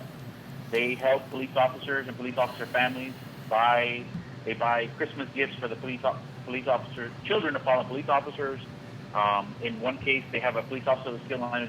He's continued for a long time to pay his, very elderly mother's taxes on her house every year. So they do lots of good things for police and police families. So any money raised is going to be donated to them. And they're doing this bike ride in honor of our fallen brother who died last year, Officer Aubrey Johnson Jr., who was only 28 years old when he died in the line of duty last year on October 1st. So if you're interested, if you'd like to donate to the bike ride, the website is shopfopmiami.com. Shop, FOP, as in the Fraternal Order Police, Miami.com. And you can donate there. Their goal they set for themselves was $20,000. As of this evening, they are just shy of $15,000. Oh wow! So if you're able to, please donate, and they'll appreciate that. What was that website? When I keep giving them numbers tomorrow, so I'll be going with them, but I will be driving the support vehicle. I have that's what I spent half of my day today doing, buying their water and their bananas and their snacks and their liquid IVs and all that good stuff. So Tommy, what was the website? Where can they donate? It is shop SHOP FOP, as in the Fraternal Order Police, Miami.com. Shop FOP. Miami.com. Gotcha. Yep. All right, we're gonna FOPmiami.com. we're gonna take a short break so Christian can have more pizza because he's in the booth. It looks like he's salivating. We're gonna take a short break, 3-minute break, real short one. All right, Jacob, just so I can pee and Christian can have a slice of pizza. Tommy, thank you so much for calling in. Thanks for having me. Your opinion is much appreciated, and this is terrible. Hopefully we can get past this. Get that invite out, Tommy. Get him out. Get the what? Get the invite out and get the guys from this area down. I'm trying. I don't know if it'll happen, but I'm trying. Josh says he's gonna break out his Daisy Dukes. Listen, We're gonna work on the donations for Shop FOP Miami too. Shop FOP Miami. Awesome. Thank you. All right, Jacob, take us out. Thanks, Tommy. Be back in 3. Bye, Tommy. Bye, guys. Thanks, Thank Tommy. you. If we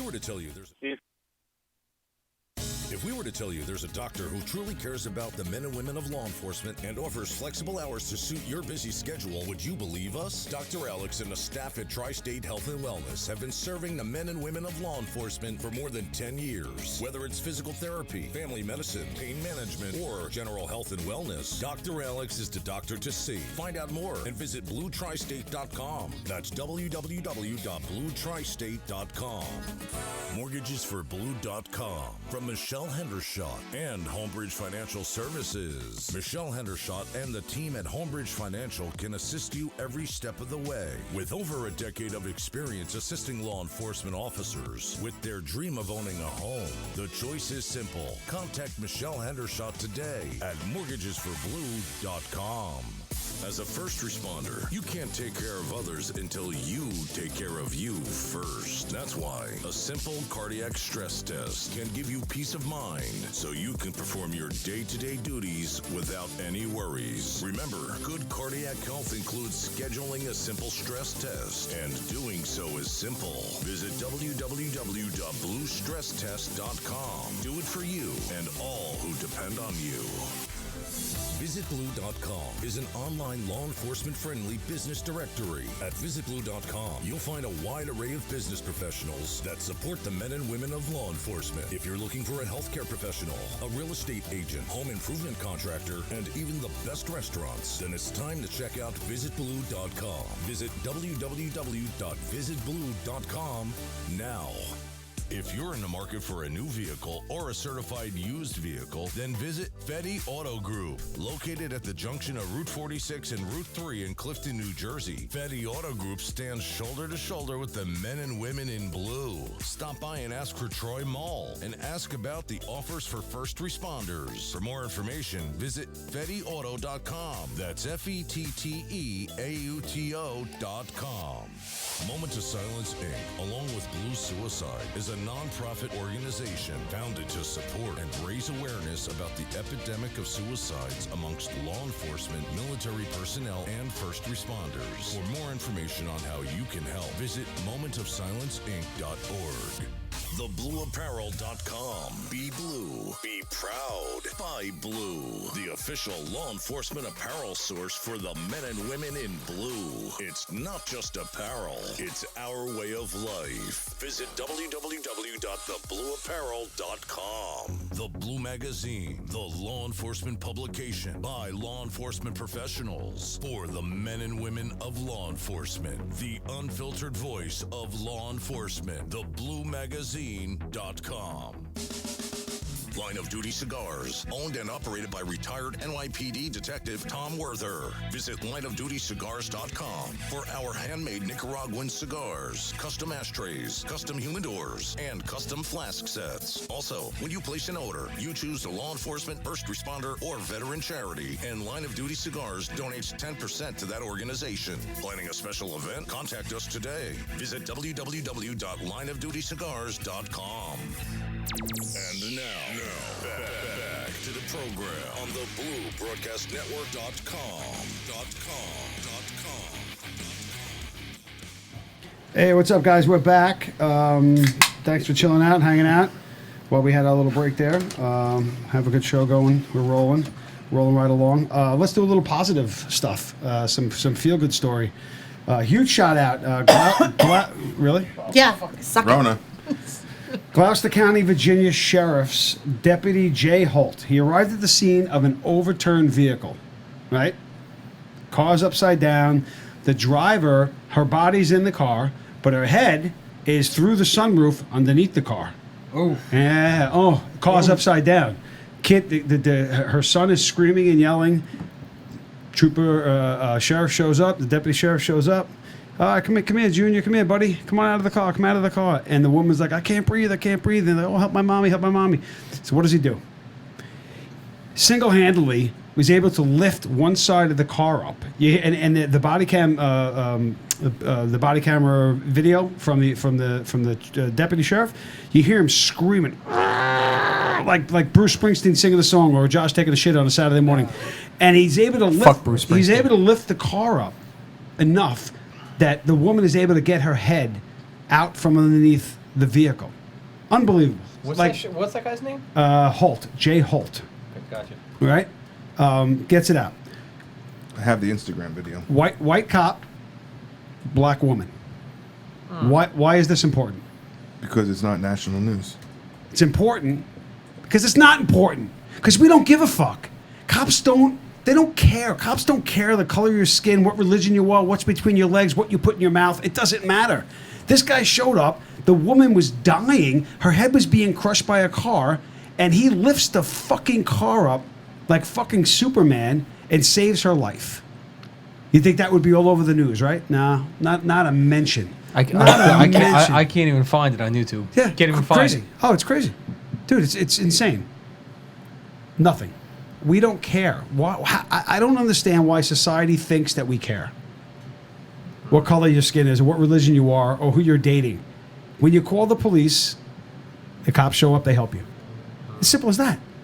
You don't get different aid based on anything, unless you're an asshole. Then you might, maybe the ride to the hospital might be a little bit longer. But in general, we don't care. But that doesn't make the news. How does that not make the news? I found that in a deep police website someplace. Because that goes against every single thing the news is telling you. Doesn't fit the narrative. Mm-hmm. I'm gonna die. And I'm not saying that every time a cop gives CPR to someone and saves them, that should be national news. Or, we all know the good things never get reported. It's the 1 out of 100 bad things. Yeah. That's what gets reported. This guy saved that woman's life. That kid sat there. He's like 9 years old. He watched a cop save his mother's life, and I hope he remembers that for the rest of his life. That's a good story. Gloucester County, Virginia. Sheriff's Deputy Jay Holt. I actually found a link to one of the news stories. Put it in the comments. Oh, very nice, very nice. Oh, no, you're such a good boy. Oh, so nice, see? so nice. Anyone been to San Francisco lately? No. Why would you go to San Francisco? No. If you did, burn those shoes. I mean, listen, unless you wanted just free heroin needles on the ground. I mean, if you wanted that or human feces. That was that's where I was going with it. If you wanted to shoot human feces with the free needles on the ground, I mean, then you'd go to San Francisco. So I was there 2 years ago. Right? I went to Napa. That's my spot.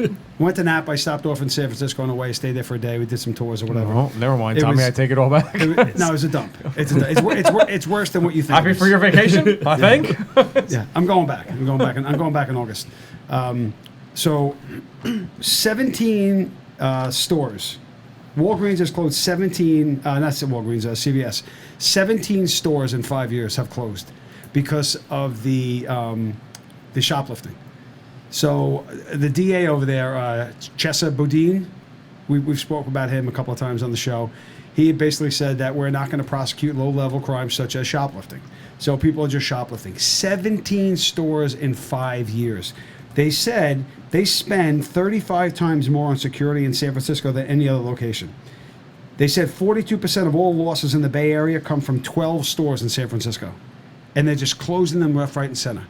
There's no consequence. Why would you not walk into a CVS in San Francisco and not just take what you wanted? Hey, if it's free, it's for me. That's it. Free is for me. Baby formula. A reporter recently from one of the local news stations was doing a piece on this. And while he was in the store, a guy walked in with a black garbage bag. And he just went to the shelf and he filled the garbage bag up with snacks. Like cheese doodles and yo-yos and all that. Why He's not? filled the whole So bag. much ice cream. And so he walked out. He Road walked trip. out. And it's funny. The reporter said that the But guy, not Ben and Jerry's. And what did Tommy do next? That's the question. Eric. And then I took all the potato chips. He I said, love Funyuns. He said the guy in front of him looked at him as he was walking out. He goes, "You don't want to drink with that?" He stole all like potato chips. But it's rampant. It's rampant. How do you turn around as a district attorney and just say there's a set of crimes we refuse to prosecute for? So only 30% of shoplifters actually get arrested, but of those 30%, 100% of them walk out the door. They are forcing anarchy. Tommy, listen. But look, even before I don't this- even have my tinfoil hat tonight. I need it desperately. I just have to make the point, and Go I'm ahead. not sure, like, Go ahead. for the active people that are still out there, you go to CVS, and I can call out CVS by CVS's name. When you go there and you watch their video, it literally looks like somebody lacquered over every single one of their cameras. And it's in every single store. I have never seen one clear video from any CVS ever. So it's to the point where, like, sometimes you see a tracks message or you're watching a video and you're like, are you trying to bait me in with the CVS thing? Is that what you were trying to do, or are you? Oh no, never. You weren't then. no. Good. Never mind then. Well, hang on, wait, I'm just simply saying 219 that- Blue Room? That's the phone number? 219 Blue Room? I'm just, 219 like- Blue Room. I don't feel bad for a company who has billions of dollars Trust me. and doesn't do anything to Well, up their. They tell their employees do not get involved.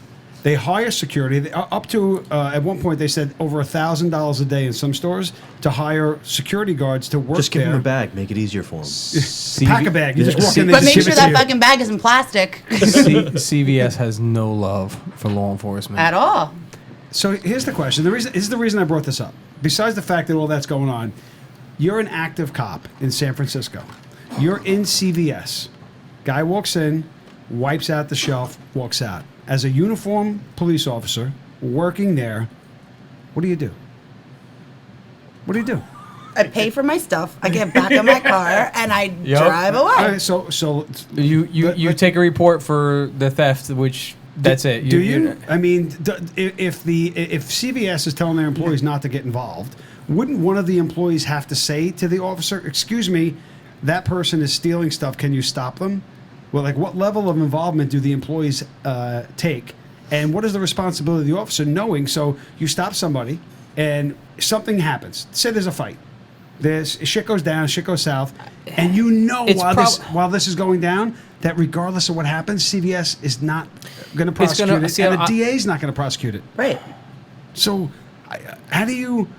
I think if you're a cop there, you just don't go into CVS, right? Like, seriously, Well, fuck yeah! You got a pounding headache. You go to the bodega, if you're a cop anywhere, you don't go into CVS. I mean, Correct. allegedly, especially Seriously. if you work for River Edge PD. I'm just saying, I don't know the recipe. I'm just Fuck CVS. Yeah, if you're looking for medical care, I would not go there. Caremark. Sorry, I was going to bring that up, but I knew that that Uncensored had already covered it, and I didn't want to regurgitate another story. Shit. So fuck me then. Yeah. No, we can talk about that. I think. Listen, I don't know what. Again, you know. Have you heard about Aaron Dean? Some fuck you all. Some states, plays baseball, right? Some states do, indictables, PDPs, whatever. I mean, I would think that something like that, you're witnessing what would be the equivalent to a petty disorderly person's crime. But isn't it only a crime if someone says that that's a crime? Like, how do you know? No, because Need a victim. you use simple assault in the state of New Jersey. All right, bodily injury without the use of a weapon, unless you witness it or have admission, you cannot make an arrest on that. So me and her get into it. We're two friends sitting on the fucking porch. Oh, it's going to happen tonight. Oh, I know. We get into it. You show up. She's got a mark over her eye, bruise or whatever. I got marks on my hands. You know that we fucking fought. And the two of us like, man, I don't know what you're talking about. Where? That's anywhere, though. Wait, you cannot arrest. That's on that. anywhere. You can't arrest. You didn't witness it, and you don't have admission. So now I'm saying, but if you're standing in front of us and the two of us start fighting, and even if I just hit her and it doesn't cause any injury, you can arrest. You're witnessing simple It's like assault. harassment news. So now if you're in a store in San Francisco and you're witnessing what would be, I don't know, whatever their equivalent is to a petty disorderly crime. I think you have to as a cop. But how stupid is it that How you're do you taking... know that he didn't prepay for those IDs? Thank you. They gave him a badge. Yeah, I came here at lunchtime. I paid for these cheese doodles. I told him I'll pick them up after dinner. He went to the register. He 9-8, gotta go. He said, I'm taking 104 packets of And- ramen, and threw and his- I'm gonna... And threw his heroin needles on the floor as he did it. So what would you do? So I mean, what would you do honestly, as a cop? I think as a cop, you're fucked either way. I mean, this is what you were talking about it with the doc. I mean, this is the position that police officers are in. Use the shooting in Ohio as an example. He shows up. That is a clean shoot by any definition. No matter, I don't give a fuck where you work. That is a clean shoot. If he doesn't shoot, you know what the narrative is. We all already know. He let that girl die. The only reason he let that girl die is because it was a black female. And if that was a white female, he would have shot immediately. The only reason he didn't shoot was because it was a black female and he didn't care if the black female died. That would have been the narrative. That cop is fucked either way. That's a true double-edged sword. Like, he 100%. had the true double-edged sword. 100%. So what do? I don't. There is no right answer in that scenario. You're in a store in San Francisco. You're in a shitty fucking asshole CVS. Because who the fuck would go to CVS as over Walgreens? Nobody. But, I mean, you're in a shithole CVS in San Francisco, and you're witnessing a shoplifting. What do? There is no right answer. Because if you take action, they're not prosecuting anyway. CVS is eventually going to pull out of San Francisco. I mean, there's just no other... Everyone's going to pull out of San Francisco. I'm just saying, like, when your shoplifter gets... Unlike Chris. When you chase your shoplifter out into the parking lot, No the one pulls. shoplifter now pulls a knife and lunges at you, and you shoot him. It was all because of a shoplifting you that shot they someone told you over shoplifting. they told you not to act on anyway. So it's pretty much at this point like. Just, So I think like cover your ass, like literally look away. San Francisco, the counties, the state police should issue stuff out to their members and say, guys, the DA is saying we will not prosecute shoplifters, therefore We you should do not not arrest. take police Right. action. Yep. I Like agree. we talked about, I agree. we had the union guy from Jersey a couple months back saying they're slowly taking away the jobs that we respond to. And I call it. I know That that's was- coming. yeah, that was- So that's actually happening. So now we say, well, these are crimes that we're not even. So weed, it's illegal here, but we're not going to prosecute it. So why get involved in it? So if we know, even motor vehicle accidents, like, motor vehicle just accidents without injury, hands cops up. shouldn't even be going. Hands Bad. up. I'm done. Too bad. Take Exchange your information. Exchange information. Here's the state reportable form. Good luck. Here's What do you here's need your a copy for? fraudulent So what- insurance card. So, And so what do you think happens? You're a uniformed San Francisco cop. You're in line at CVS. You get fired. You get fired, right? You get fired. Fuck Yeah. CVS. I think you get fired. No, I think you do. I think if that Because guy it- walks out and they go, "Excuse me," you go, "What?" Forget, What? forget that. You get involved in the middle of a shoplifting, and now that guy starts to fight you, and that now escalates into something where force and God forbid deadly force has to be used. Now what happens? did we just have this conversation? Just make it even simpler than that. Yeah. What happens if the guy shoplifts, you see it, and then he takes off and you start chasing and you tear your ACL or something? Is that workman's comp? Are they Yeah. going to cover it? Or are you on your own? Well, that guy crosses the street and gets hit by a bus, and now he's dead because you chased them over a shoplifting job that you know they're not going to prosecute. It's such a world of shit that they need to really lay it out. Right. So definitively. why risk yourself So don't go into CVS. under something that they're not go going to to even Walgreens. prosecute? Stay the it's- fuck out of Especially if CVS. you're in New Milford, New Jersey, No, go no. into Walgreens. I mean, it's- allegedly. I'm not saying. San Francisco's got that problem everywhere, though. It just happens Real. that the CVS has Same just allegedly. those big If you're in drugstores New have Milford, lots New of stuff. Jersey, Right. Go to Walgreens. Go to On Walgreens. shelves. Just an all-around better Right by the store. door. Yeah, wholesome So family smart. store, Walgreens. Case of soda, case of beer, baby food. I mean, who would perfume. go to CVS anyway? It just sounds bad. Yeah. Sounds like an STD. Doesn't it? CVS. Oh, I got CVS on my crotch. It does sound that way. Go to Walgreens in New Milford, New Jersey. Don't go to the C. Oh, really? Not CVS. Rona. Really, Holly? Is that what's happening? Holly, no my disrespect. Someone smoking a allergy. cigarette? No disrespect, Holly. I apologize. All right. What else we got here? Fucking people drive me crazy. So just to sum up that whole thing, it was fuck CVS, right? Yeah, fuck CVS. All right. Especially to CVS. that's bottom line. F-U-C-K CVS. Yeah.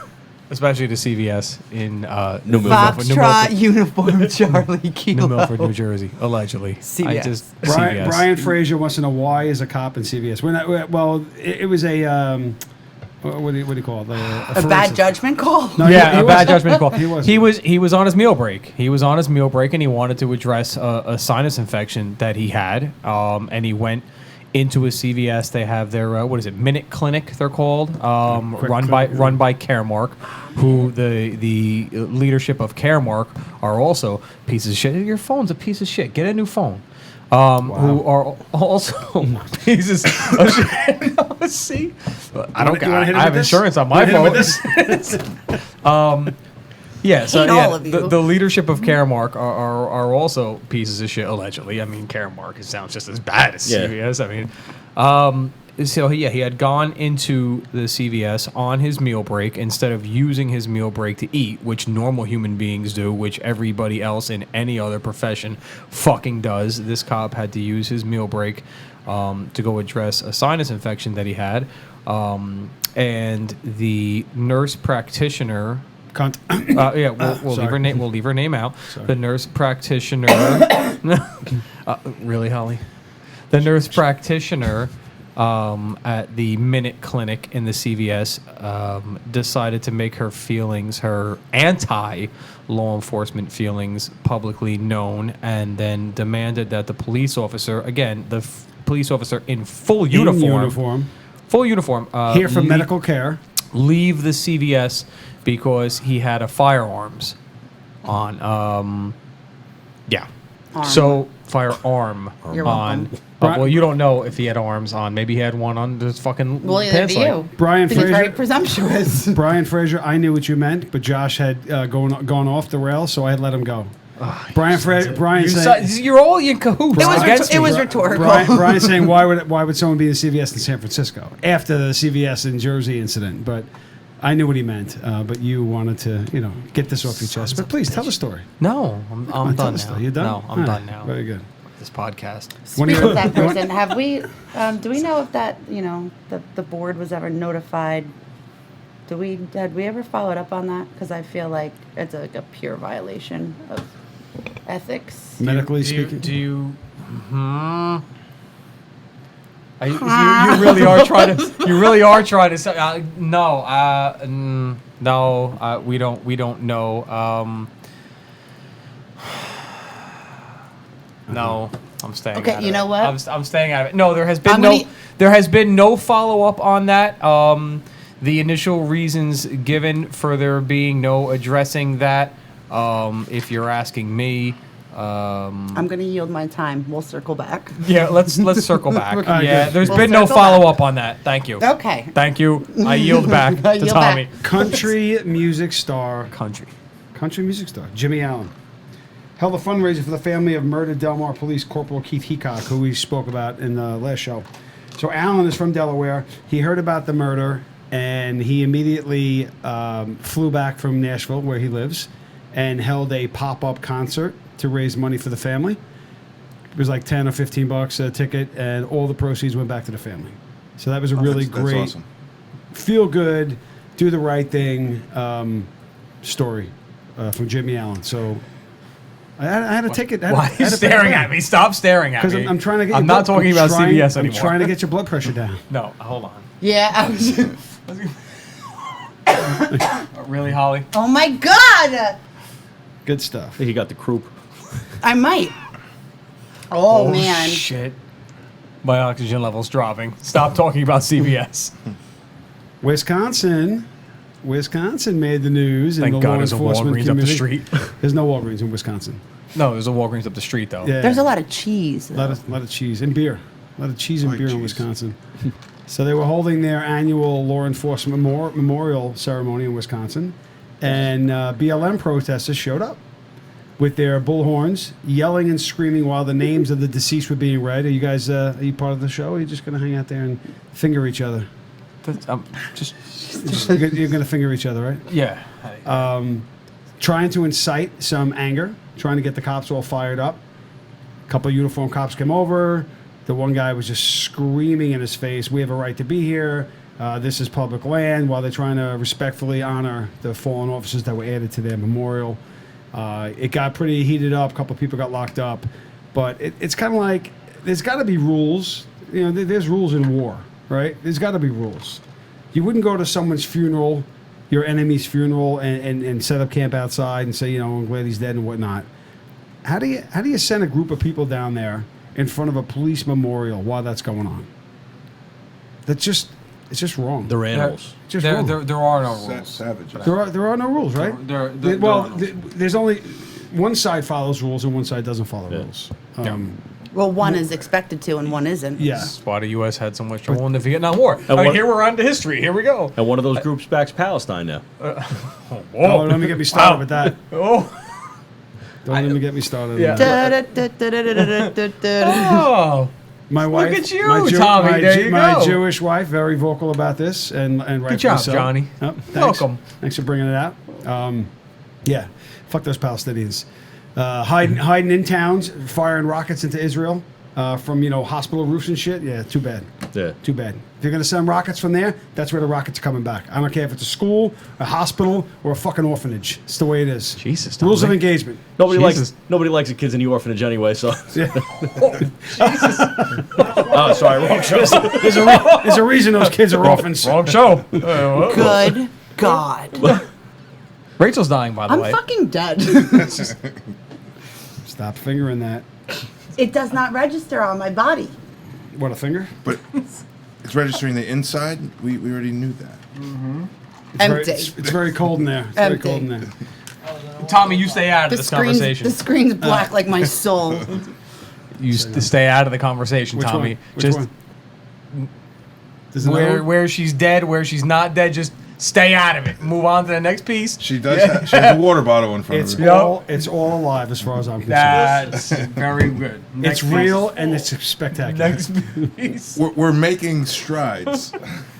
I haven't gotten stabbed. I haven't gotten punched. I haven't gotten a can of beer to my face. This is good. It's a good show. It's a good show. I told you it was going to be fine. You were all nervous. You were all nervous about it. Next. I said she loves me. Don't worry. She loves me. We're not at the finish line yet. We are pretty much at the finish line. The last one I have is the North Carolina Sheriff's Department. They shot a guy. They had a warrant. They did a couple of control buys for heroin and crystal meth, and the heroin was laced with fentanyl. After the fact, they did this. So they did 2 control buys. They know he was the guy. They rolled up. They tried to collar him. He was in his car in front of his house in his driveway. He tried to run them over. They shot him. They killed him. The community's up in arms. The family's up in arms. But the investigation is over, and those officers will not be charged, which is great. Unlike Atlanta, whose first response, unlike Houston, not Houston, Fort Worth, whose first response was to fire the cop and deal with it later. They said no, we're gonna let this discussion. Was there a cop there in Fort Worth? They let the investigation go. Now that doesn't mean the DOJ is not going to go Was after it him. Aaron Bean? What was motherfuckers. No, he's a shortstop for the Astros, isn't he? Or something? That guy. Oh, Mr. Bean. So that's good news. That's Look up Aaron Dean. Everyone knows Aaron Dean. Oh, listen, not enough people know Aaron Dean. That's the fucking problem. Not enough people know. I will. There'll never be enough people to know the name Aaron Dean to make a difference of what's going on. That's bullshit, Poor and guy. I reject that. What we need is more places, more mayors and more community boards and more police chiefs to have the balls to say, "Great, it's a horrible thing that happened. Let investigation take its course." And every crime is a tragedy. Not every tragedy is a crime. That's what you have to keep saying. Did you write that? Did you write that? I think I fucking made it up myself. I don't know where the fuck else. I used it, so I don't know where the fuck. God, he says it every goddamn day. He does. You sons of bitches. That and make me a sandwich. You He does it every day. Put that on a t-shirt. Did you hear about Aaron Dean? He says that like 4 times a day. Yes. Have you guys seen Bohemian Rhapsody? Oh, Bohemian Rhapsody! Chris insisted to me today that Freddie Mercury was dead. I had to educate him that no, he's not. He said, yes, he is. Hey, Jacob, did you get in contact with our guest yet? No, listen. Knock it off. Freddie Mercury is dead. No, don't tell Chris that. The guy that played him, though, is alive. Oh, well, have you seen Bohemian Rhapsody? And he has an Oscar. for his really great work. Bohemian Rhapsody. Malky Remy or something was his name? Bohemian Rhapsody was a great movie. I mean, it has nothing to do with law enforcement right now, but I'm just saying it was a great movie. I mean, it made me emotional. I don't know. I felt bad for Freddie Mercury all of a sudden. I don't know. What the fuck? Does that make me bad? I love when they told Mike The Myers fuck? to go fuck himself. That was great. Yeah, that's it. That's all I got. Ask yourself if Freddie Mercury would feel bad for you. No, Freddie Mercury would not feel bad. No, he'd for hate me. your fucking guts. Of course he fucking would. Remember when Tommy asked the openly gay guy if he had cats and why he didn't see any cats? Dude, where the fuck? How long did it take you? I just said cat. One cat. It's just that's what you come up with? It just hit me. I'm like, where's this cat? Or a poodle. I have a lot of pretty close male gay friends, and none of them have cats. Yeah, right, really, They yeah. Is this like a avoid study that was pussy. done? Are there numbers? Yeah, on where did you come up with this? There would be no info? pussy in my house. Zero pussy in the house. Well, there you go.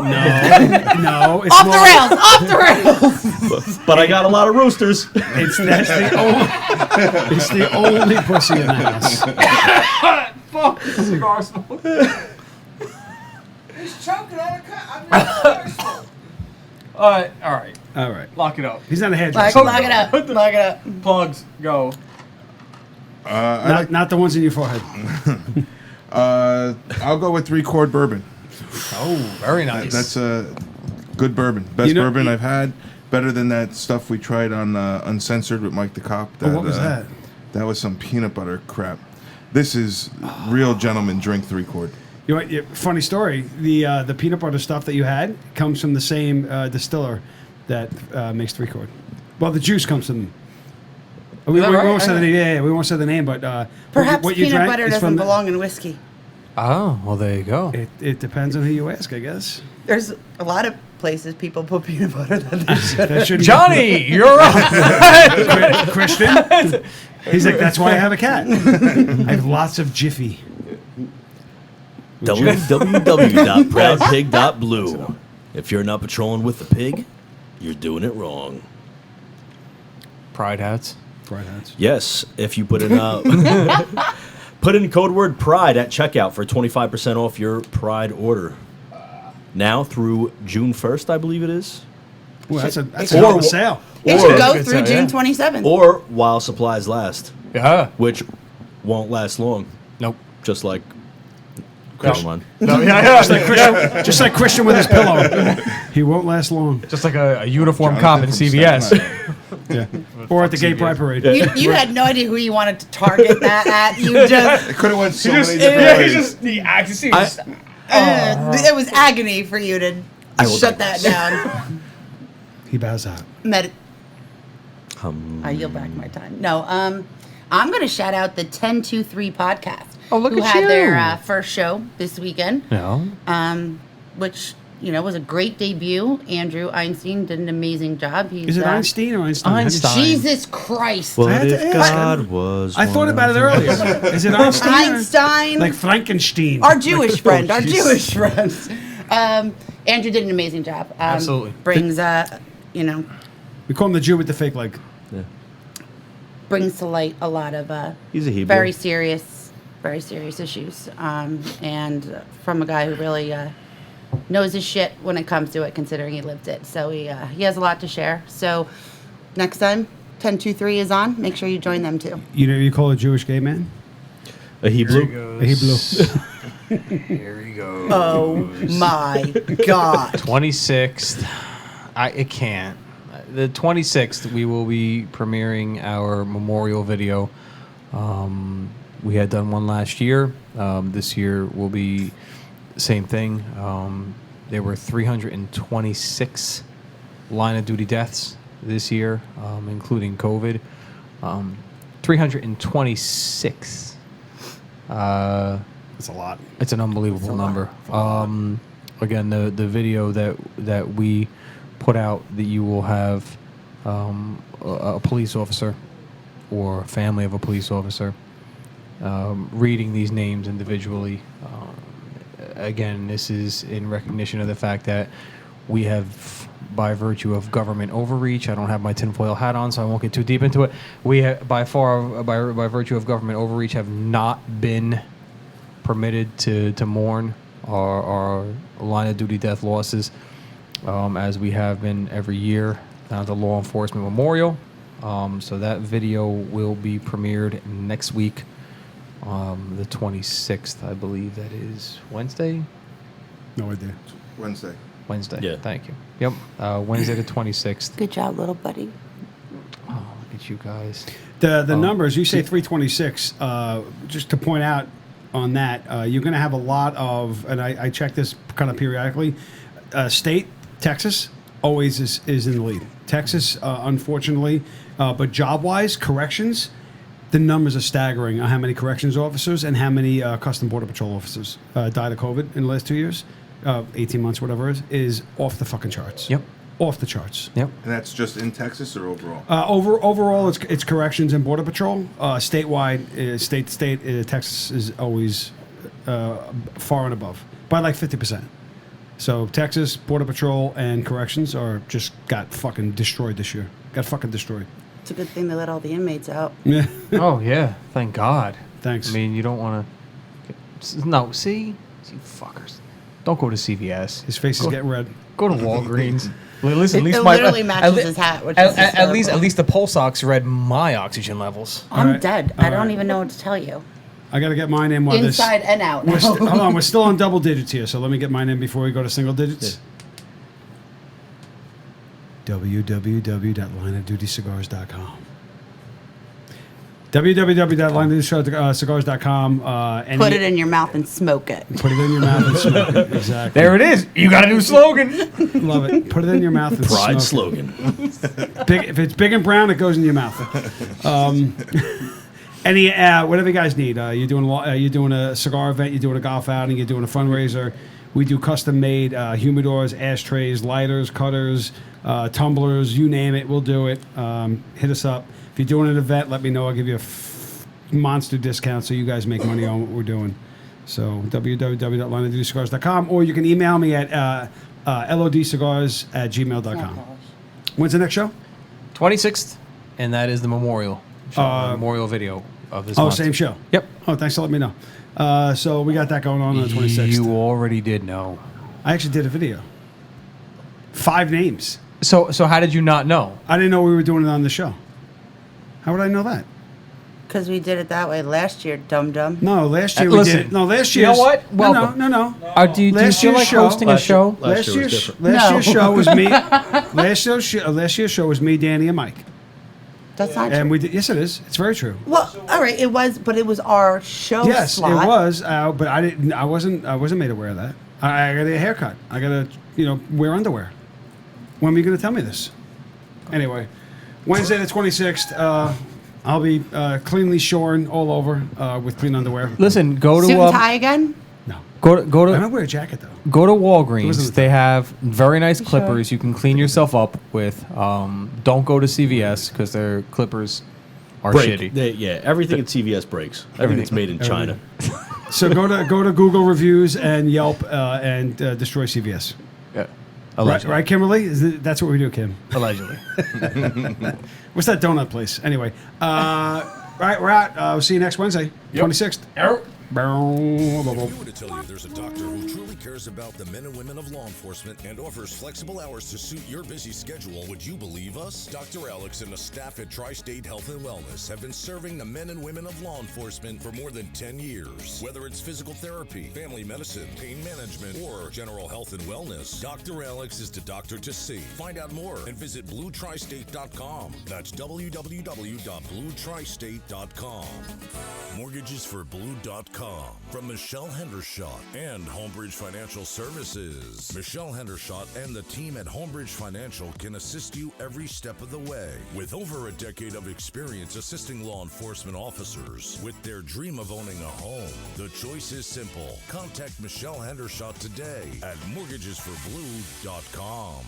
As a first responder, you can't take care of others until you take care of you first. That's why a simple cardiac stress test can give you peace of mind so you can perform your day-to-day duties without any worries. Remember, good cardiac health includes scheduling a simple stress test, and doing so is simple. Visit www.bluestresstest.com. Do it for you and all who depend on you. VisitBlue.com is an online law enforcement-friendly business directory. At VisitBlue.com, you'll find a wide array of business professionals that support the men and women of law enforcement. If you're looking for a healthcare professional, a real estate agent, home improvement contractor, and even the best restaurants, then it's time to check out VisitBlue.com. Visit www.visitblue.com now.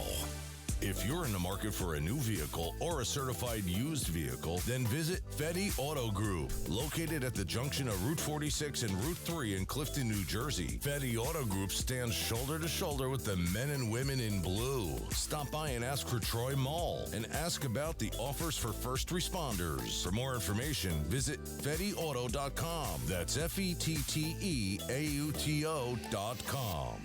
Moment of Silence, Inc., along with Blue Suicide, is a non-profit organization founded to support and raise awareness about the epidemic of suicides amongst law enforcement, military personnel, and first responders. For more information on how you can help, visit momentofsilenceinc.org.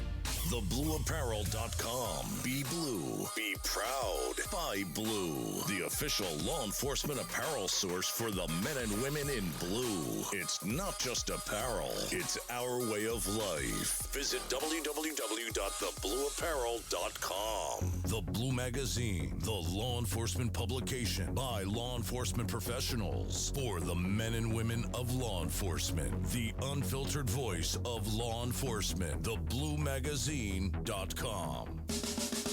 Line of Duty Cigars, owned and operated by retired NYPD Detective Tom Werther. Visit lineofdutycigars.com for our handmade Nicaraguan cigars, custom ashtrays, custom humidors, and custom flask sets. Also, when you place an order, you choose a law enforcement, first responder, or veteran charity, and Line of Duty Cigars donates 10% to that organization. Planning a special event? Contact us today. Visit www.lineofdutycigars.com.